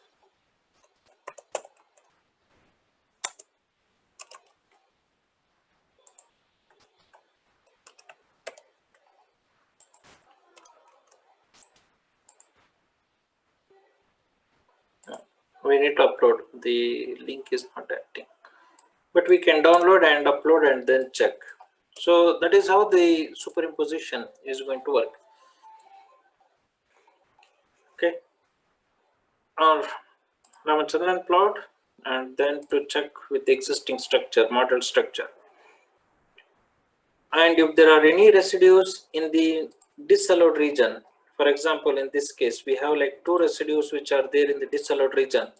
We use one more server called mod refiner. Okay. In this mod refiner, it will further optimize the structure and bring down the residues which are there in the disallowed region to allowed region. So further optimization of the structure is going to happen here. So that's the next step, further structure refinement.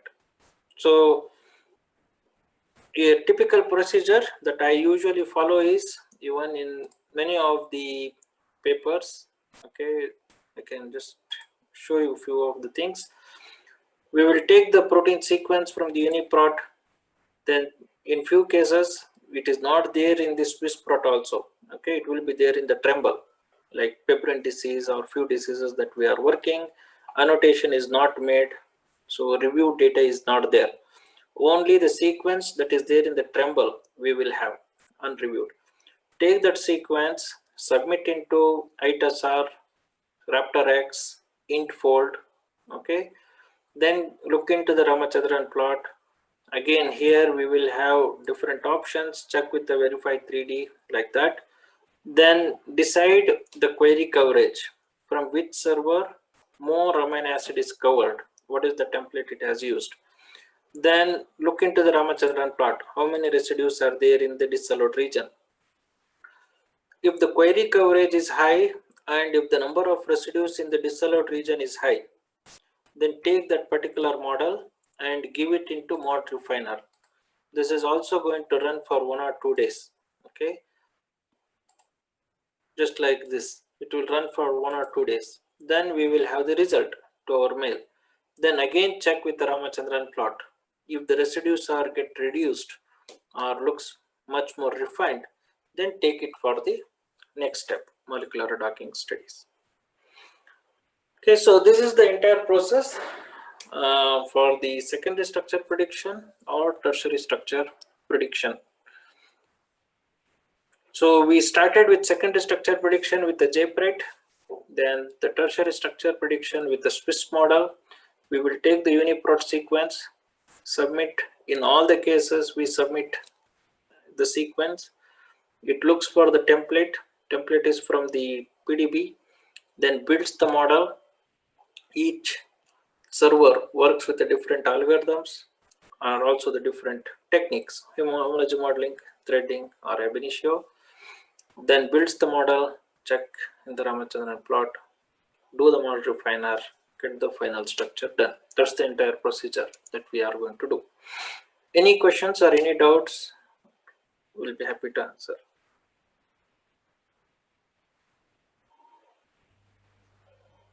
That means, sir, mod refiner is for reference purpose, for better. Yes, comparison.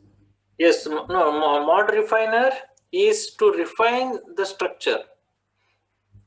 If there are any atomic clashes or if there are any residues which are there, something like, let's say 20 amino acids are there in the, you can also submit this.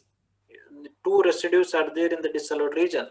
So even if we submit this model into mod refiner, in most of the cases, it will bring back from this 2 to 0. If there are 20 residues, after first level of refinement, this will become like 5, from 20 to 5 or 6. So that much reduction in the disallowed region is going to happen. So for more refinement in the structure, it will check the bond distance, bond length, atomic clashes, psi angles. Further level of refinement is going to happen. So it's a fantastic server by which we can do the refinement. It works really fine. Sir, yeah. We have to model it through ITSR or RaptorX or AlphaFold, whatever it may be. then we will get a PDF file. Yes. Then we have to validate it through project for Ramachandran plot analysis. Perfect. Then further we have to upload the PDF file, that is modeled PDF file, through the other servers. Yes. To modify. Then Perfect. we get a PDF file, another PDF file. Then we have to further validate it. Again, check the Ramachandran plot, whether it is really reduced it or not. Then we have to compare the results. Results, yes. Okay, sir. Perfect. Correct understanding. This you can do it one with the Raptor X results, once with ITESA result. So it goes with the result that you are going to obtain from each of these things. So from protein to protein it varies. But this is the standard procedure. Once you know this, you can always play which one to take, Raptor X or reading, Intford, whatever. But your understanding is correct. That's the flow chart. Sir, I have a doubt. Yes, this is sir. Mahesh here. Yes, sir. So the predicted structure, can it be used as a ligand for docking, sir? Predicted structure, small molecule. Hey,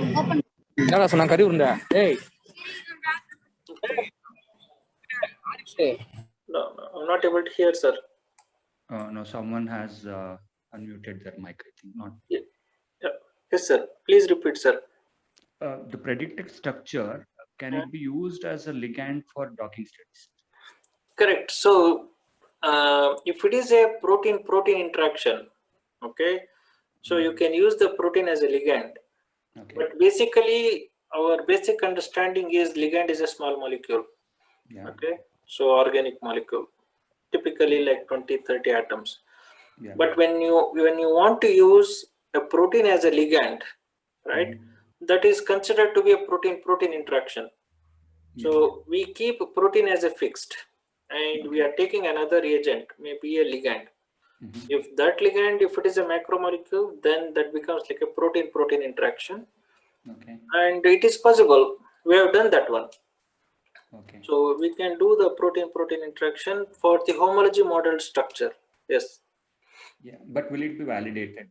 So if we use, because predicted structure, so there is no defined PDB structure which is there. So yeah, validation. Yeah, validation is through Ramachandran plot only. Ramachandran plot, or use this verify 3D. Here also we will get a plot.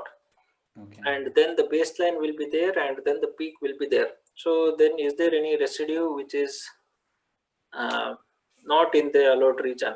So that those things through different methods we will validate. But if your question is towards validation in the experimental setup, wet lab, that's a tedious process. But that's the final expectation from everyone. Since it is too difficult to do the crystallization of one protein and then crystallization of another protein and then the complex and that complex crystallization and determination, so extremely tedious process.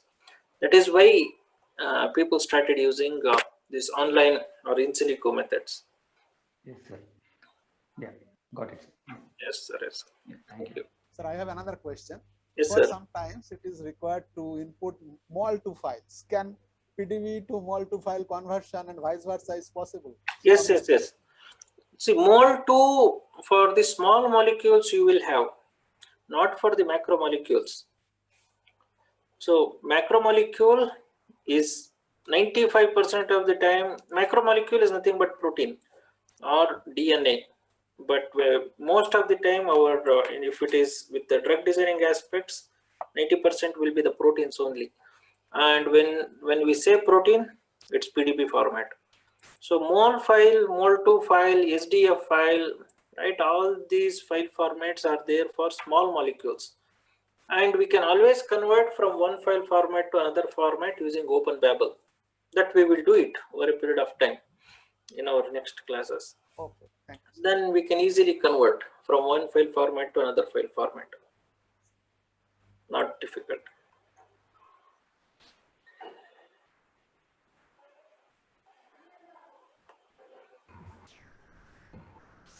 Any more questions, sir, from the participants?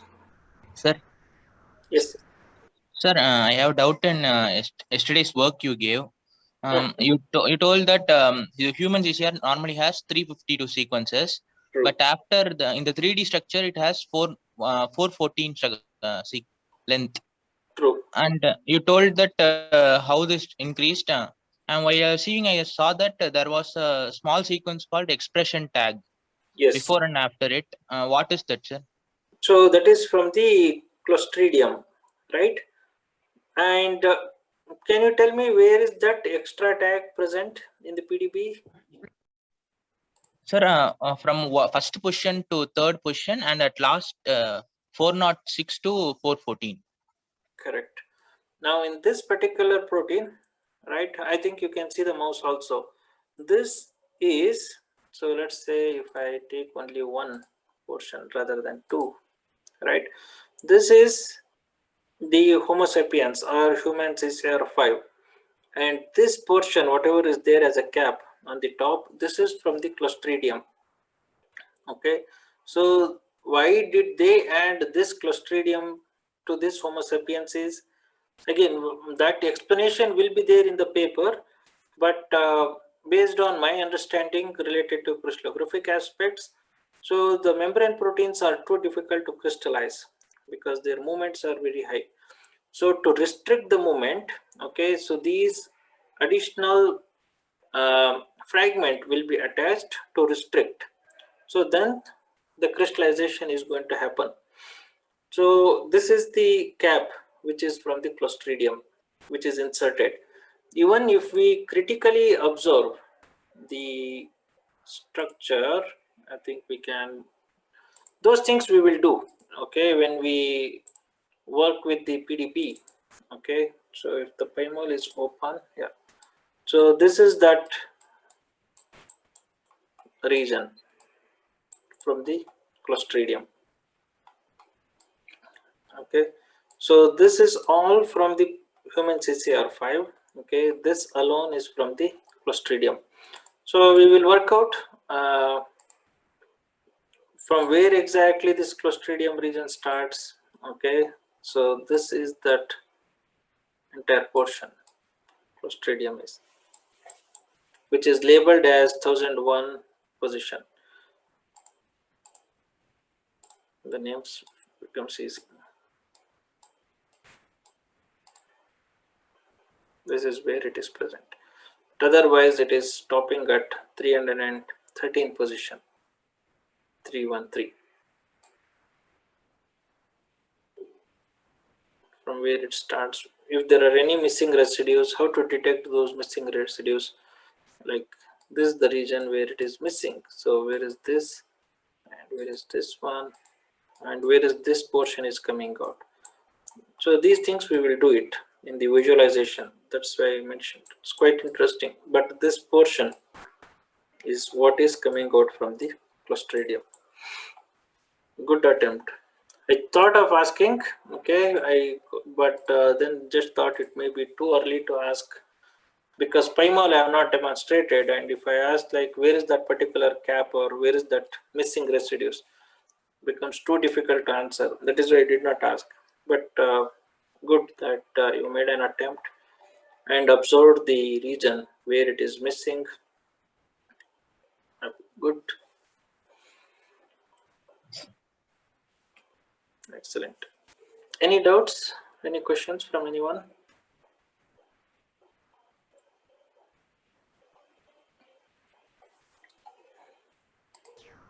I have to ask another thing. That is, in case of Swiss model, yes, sir, we can directly analyze the Ramachandran. Yes, we will have the results here itself. We will also have like a Q-mean Z score, and I think we will have the Ramachandran plot structure assessment. We will get it here, but we will have it here directly. But our typical way of looking the Ramachandran plot is like this. Through project. Yes, this is what our Ramachandran plot image is. So the red color for the allowed region, yellow color for the additional allowed region, this cream color for the generously allowed region, white for the disallowed region. So this is there in most of the scientists. Ramachandran plot means this color combination only. So that is why I did not go into this, because we do not have that. So that feeling of Ramachandran plot we will not get with this. But this is what, even in most of the project, even in the PDB also we will get the Ramachandran plot. They will represent with this only, this representation they follow. You can use it in publications also. Yes. So we can put these things. Even in many of my publications, I have put the project result. RAM page, there was another server that was also used, but project was not there for few years. Okay, then we started using other server. But again, this is back, so now we place with this only. True.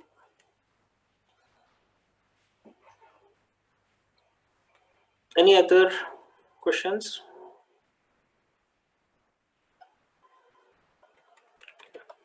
If there are no doubts, thank you very much.